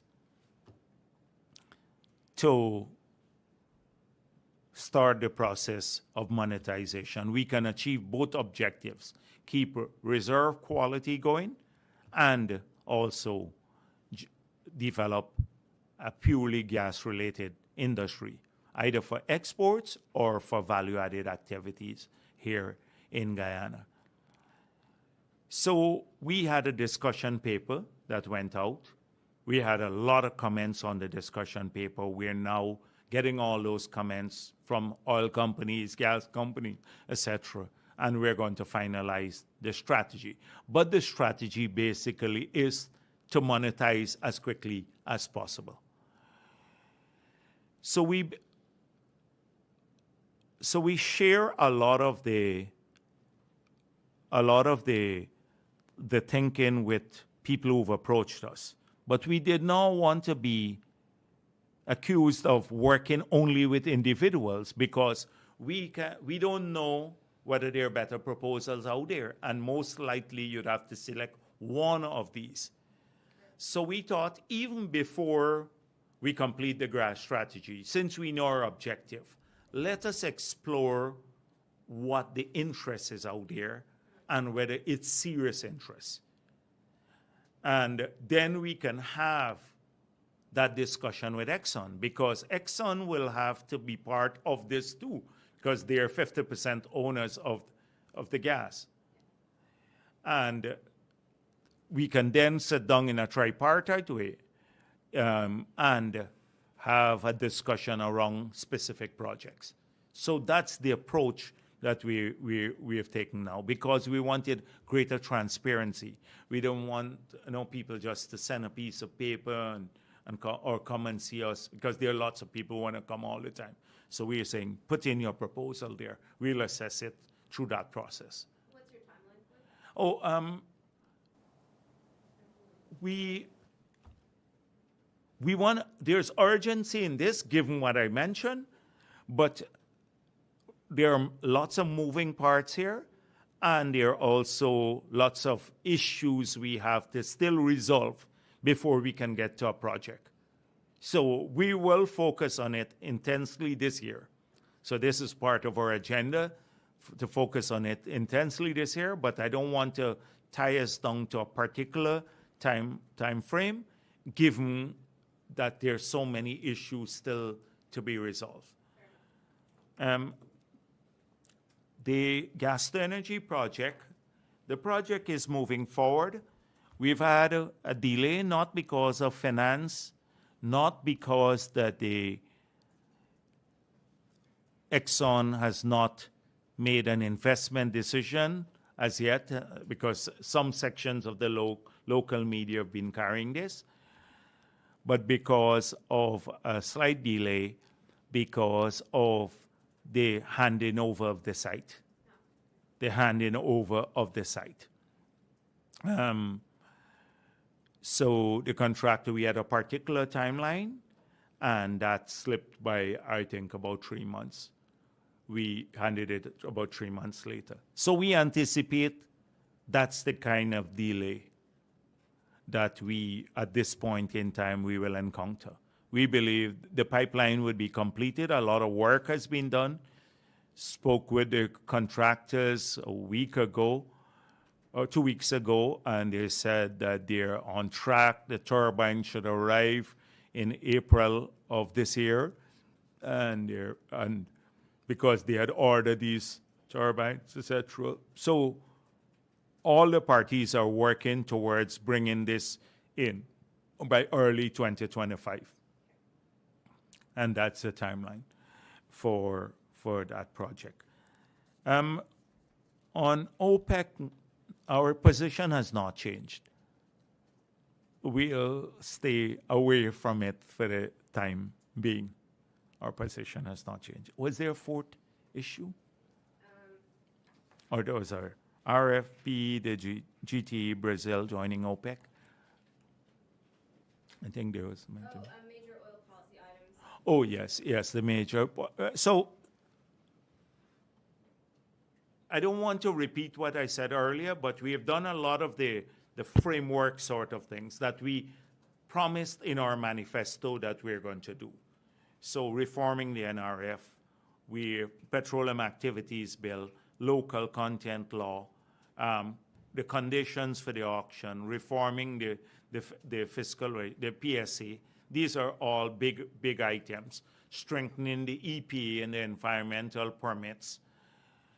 So now we believe this year we have to focus more on greater monitoring and contract compliance.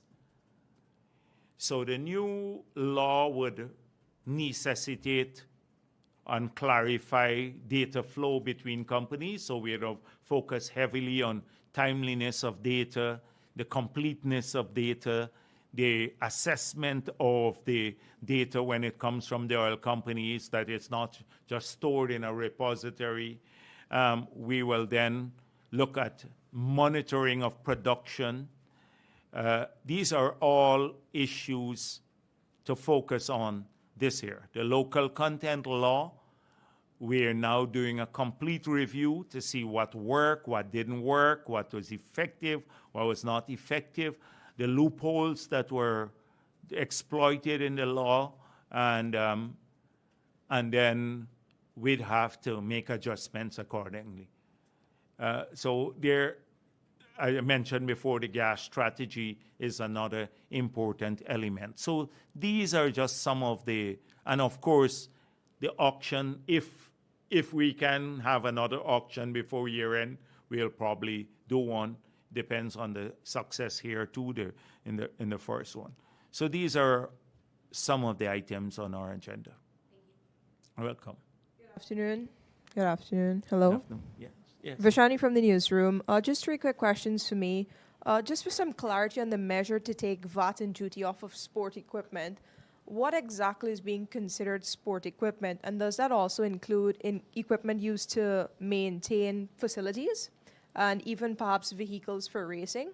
That's one. Secondly, you mentioned the 4 smaller helicopters, but is any consideration being given to replacing the one that was crashed? And finally, unrelated to the budget, but Minister Benny yesterday spoke about a rise in gun crime, but he said that there wouldn't be an amnesty. But would the government, are you saying the government, can you say if the government would consider a gun amnesty to get the guns off the streets? The amnesty did not work on the APNU. Why would a criminal, if this gun has a record and we have the bullets and we can trace the bullets, bring in a gun and give it to the government to convict themselves? So amnesty did not work. That was one of the last government's key crime fighting measures. The next one was to bring some dogs in and horses from abroad. You recall, as ridiculous as they sound now, not technology, not putting up cameras with software that could predict crime and all of that we're going for now, the modern technology, but to bring in dogs and horses and stuff. That was Ramjatan kind of proposal. So I believe strong enforcement. If you don't have permit for a weapon, then there should be strong enforcement. And if you're found with a weapon, then you should suffer the consequences. Enforcement. It's clear they like this amnesty business. It has not been considered in the government, but from our history, we've seen, and recent history, it didn't work. The VAT equipment? On sport? On sport, yes. That will have to be, so clearly, I don't think it's vehicles. But the GRA, I think they submitted a list to the Ministry of Finance. It would be best, they can probably give you that list of some of the things. But when we spoke with the individuals, you have basic stuff like even balls and stuff like that, they have a VAT on it. And we realized that would not support what we are trying to do. So if you see in the budget this year, I didn't focus heavily on it, but we have upwards of about $2.5 billion, including some rollover, for the upgrade of facilities around the country. In Georgetown, we have 34 grounds, community grounds, that are, every one of them now is being upgraded. We plan to put in fence and light on these grounds, etc. In Berbice, we're doing a large number, so to support that activity. And a lot of been put into culture too. You saw a significant allocation for culture. Those are the two questions. Oh, yes, that decision, ultimately, I think you'd have to have other helicopters with capacity to carry large numbers of people. What model, I don't know, because that needs to come out of the assessment that is being done now. But what they found now, I was part of a conversation where they said that these same helicopters, the smaller ones, they have low operating costs and they can use a lot to train more of our pilots too. So, and the smaller ones, significantly, the cost is a fraction of the larger ones. So the pilots can be trained here to a lot of training, as well as the security aspect of it. They can be equipped to enhance security significantly. So that assessment is still being done, whether they will go back for the 412 or have a different model. Not that there's anything wrong with the 412, because this was a new aircraft. You know, you had this fool Ramjatan saying that we bought a 50-year-old aircraft, helicopter. These were new helicopters bought directly from the company, not through middlemen, like they did on the APNU, several pieces of equipment and aircrafts that they bought through middlemen that never work. Every engagement is directly with Bell. Every engagement is directly with the company. This was done in the past, and it's happening again. The security people are directly in touch with Bell. Yes, please. Shervinberg of Culture News. Dr. Jagdeo, what are your thoughts on the Guyanese litigants who have written the U.S. Exim Bank to stop funding for the gas to shore project? Are you concerned that this could further delay the review for the loan? You really want to know my thoughts on these people? Yeah. All right. Well, they're hopelessly misguided. And people who have done nothing for this country, who have cushy lives, all of them, their bread is well buttered. I think somebody, yeah. Hey, that's for Glenlal. You're not on the phone like Glenlal listening into the conference. That's not Glenlal. So their bread is well buttered. Every one of them. They live great lives and all of them. And they don't care that this project will deliver cheaper electricity to our business community and to all of our citizens, that they would have to pay half of what they're paying now for power, which could start as much as next year. They don't care that we will save $100 million per year by doing this project. They don't care that we'd have cheaper cooking gas and we'll be exporting cooking gas. They don't care that this project can pay for itself. The economics are so good. Their biggest concern at the beginning, we are causing climate change. So the world, they don't care that the U.S. has produced the most and exported the most gas last year. They produced the most gas ever. And that Qatar is making some of the biggest investment in gas, and the world has agreed that gas is transitional fuel. They're stuck here because I believe many of them are financed.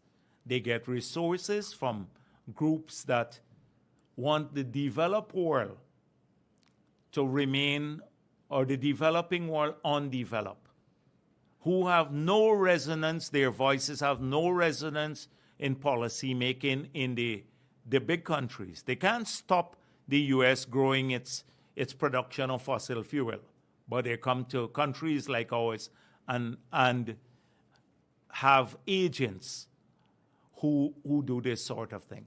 And that group fall into that category. And they're trying to block this regardless of its impact on our people. When it's demonstrated that our emissions would have a negligible impact on climate change. In fact, we're going to be net positive in terms of emission, even in 2050. Now, much less in 2050. So they will continue to do this. They'll continue to do this. The same thing with Glenn Lal too. He does this. He doesn't care about this project or anything because probably, I don't know if you pay the full bill there at Kaichor or he gets a waiver too. But they can afford it. The second thing is that there might be individual interests. I gather one of the persons who asked the lawyer to write ExxonMobil has a case against the government to stop the gas-to-energy project because we are acquiring her land there to pass the pipeline through. So it is not only country, it is an individual interest that is playing out here. So the Exim Bank is very much aware of what's going on here in Guyana. They have technical people who follow every single day what's going on. They can discern serious interest or serious concern from concern of a propagandistic nature or a doctrinaire nature. And in this case, that's what it's doing. And all they have to do is to check the same names on every issue, and you will see them appear on every other matter. So I doubt it's going to have any impact on Exim Bank and the provision of the loan. Now, the bank needs to satisfy itself, which it is doing through its own due diligence process, that the project is feasible because they're financing it, and that it's environmentally sound. And they're doing that on their own. And I believe that at the end of that exercise, before they go to the board, that they would find it positive on both counts, independent of what the loonies say. So this is my view on these individuals. You have told us that certain issues, certain matters we have in the oil and gas sector, we should follow up with the Minister of Natural Resources. But we have raised some matters with him now, and he has not responded a month ago. What's your advice? Should we continue forwarding these issues to him, or? Right. Yeah, I think you should raise the issues with the minister. Yes, definitely. May not have had the time, but let's see. He may not have the same patience that I have too, and sometimes you all wear my patience thin here with his in Kaichor News, but I guess it's not the same ring fencing thing. He must be just tired if it's ring fencing and interest rate. The same sort of thing about ring fencing and interest rate. He just would ignore it. I hope it's not that, and it's more serious issues. Anything? Yes. Good afternoon, Vice President. Good afternoon. Kimal King, Oil Now. On the proposal that the government is going to take to Parliament to revise the Natural Resource Fund's withdrawal formula, the fund closed 2023 with about 1.97 billion. Could you say just how much of that the government wants to withdraw to support the budget in 2024? Okay. So the thing is that it has not gone to the Parliament as yet. The legislation has now been drafted. In the budget, we have it's about around 1.2 billion, just around 1.2 billion, that based on the current formula. that has to be withdrawn. Any increase on that will only change the financing because the projects are already budgeted for. It will change the financing component. So I don't want to disclose as yet until the minister goes, but in compliance with the law, we budgeted on the basis of this, the existing formula. If it has retroactive application, you will see the number, but it will not change any project. It will just change the financing component. So you will see it when it happens. That's what I'd say now. I can't tell you that at this stage. The Minister of Finance should say that. On that very matter, would it not be sort of a bad look that, last year was the first year Yeah. that formula was applied, because in the first year they took out everything. Yeah, I think it was, as I said at the beginning, that it was conservative. It was conservative, very, very conservative. Conservative? Yes, the conservative, yes. Okay. In the estimates of budget 2024, I see some different numbers under the gas to shore line item than was represented in 2023's estimates.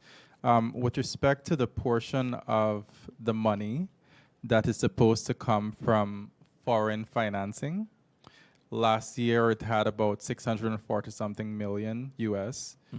With respect to, that's the money that you're going to request from the Exim Bank.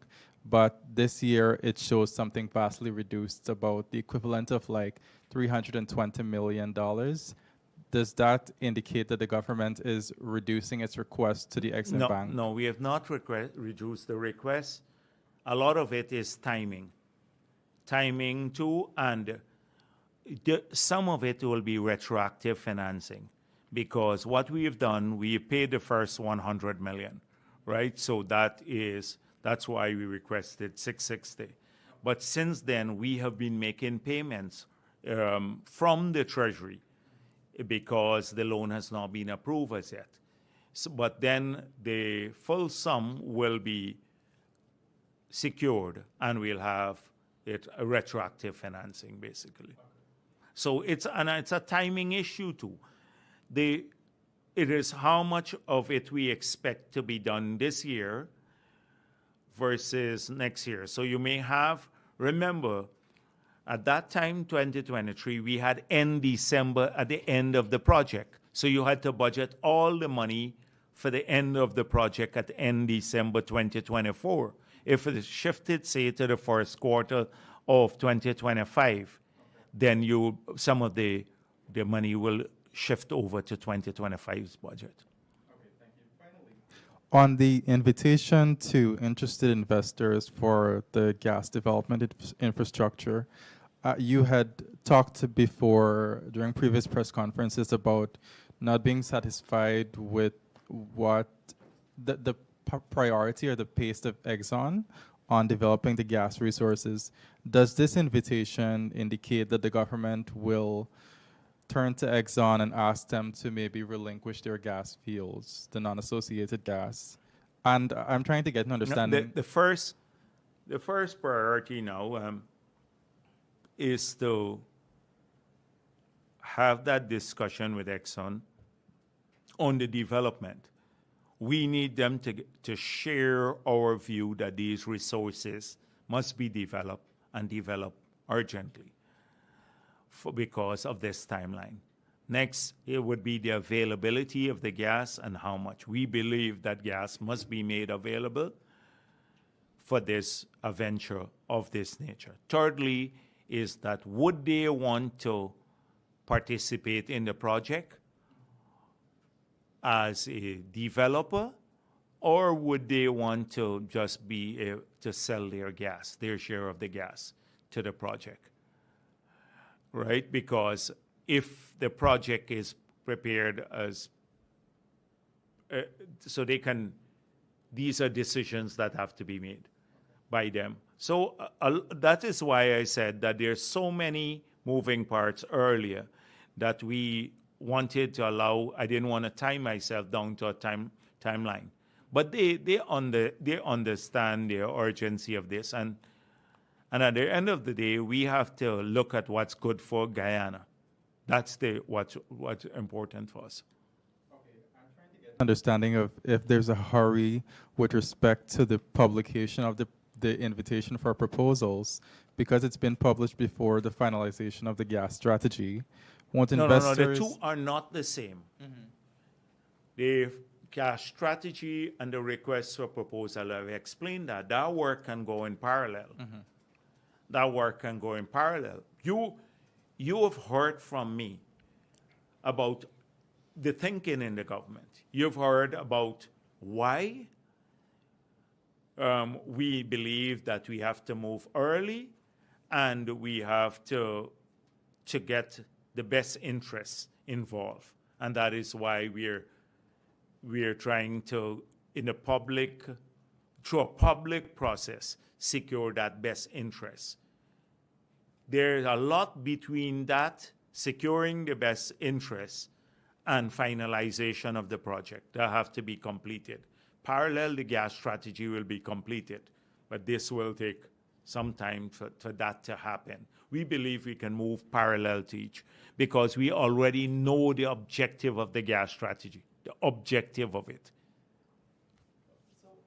Is whether those interested investors won't need to be guided by what is in the strategy. They can say that. We give them guidance on what we expect them to put forward as part of the proposal. Pretty detailed guidance. If you look at the request for proposal, it's pretty detailed. If they're serious, I think we may be able to separate the ones who are serious from those who are not serious here. Okay. Because you have a number of people who would just write you and say, I want to do this gas facility. And you ask, what's the source of funding? And they say, why? The local banks. The local banks. And then you say to them, our total aggregate deposit is not enough to, all the deposits in the banking system is not enough to finance this. So clearly, those are not going to be able to respond to the RFP. Or if they do respond, they get wiped out. We don't have to waste a lot of time with people who are sometimes into everything. They apply for everything. So we believe that the process could be parallel. You recall we did that for even the gas-to-energy project, that we went out for RFP a long time back to see what we will utilize the remaining gas for. And we're still looking at this, and we're angling now towards a particular approach, which is fertilizer, the fertilizer plant for the excess gas that we'll have. So that is what we're angling towards that, because there are lots of proposals. You remember basalt fiber and a whole range of other things. And we now believe that the biggest value to our country is to utilize the additional gas beyond as part of the 50 million cubic per day that would not be utilized. All of it would not be utilized. The remainder can sustain, we believe, a mid-size fertilizer plant that would have an impact on our farming sector here. So we did this in the past too. Finally, the study that's going to be done using your available internal data to determine the resources offshore. It's a review of. So it's going to be done internally or by a consultant, is what I'm trying to get. They could hire a consultant, but it's not like seismic. I wanted to differentiate it from seismic study versus, because that's the impression. Normally, a survey, if you say you're surveying, it creates that impression. So we are not, internal doesn't mean our own people do it, but it means we can hire a consultant to work with you on this. But I just wanted that clarification. Okay, thank you. Yeah, sure. Will government be working with the commercial banks to write off loans that were taken by students from the banks to study at UG, as opposed from the student loan facility through the Ministry of Finance? So if they took the loan from UG, a bank, to pay UG, and they don't have, so this is a different situation. This is for people who have paid already. You recall last week it was, I think, I spoke about this. I'm talking about people who are still paying banks for student yes, loans. but that means they're fully paid off the university, so they're paying the bank. So I said that we have to think how we will assist those people, because it might be unfair to them, those who paid now. So you didn't pay your loan. You decided, I'm not paying back anything. And you're getting your loan written off because you didn't pay. Another person who worked hard and paid off their loan, they're not going to benefit from this because they've paid off their loan. And last week I acknowledged that it is something we have to think about, and it would be a bit unfair to those people. So last week I dealt with it, but we still have to come up with a policy to try to help those people too. We have not done so as yet, but I openly acknowledge that it is a problem for those people. Okay, I thought your previous comments were confined only to the student loan facility through the government as opposed to the commercial banks. No, but Dennis, if they took a loan from a bank, it meant they paid off the university. Fair enough. So when we give a waiver at the university, they don't owe the university, but they owe the bank now. So that is the issue. So the waiver there doesn't help them. Or if they got the money from their parents or their work and paid it back, right? Then they would have paid off. So you understand the difference. So it's a bit unfair to those people.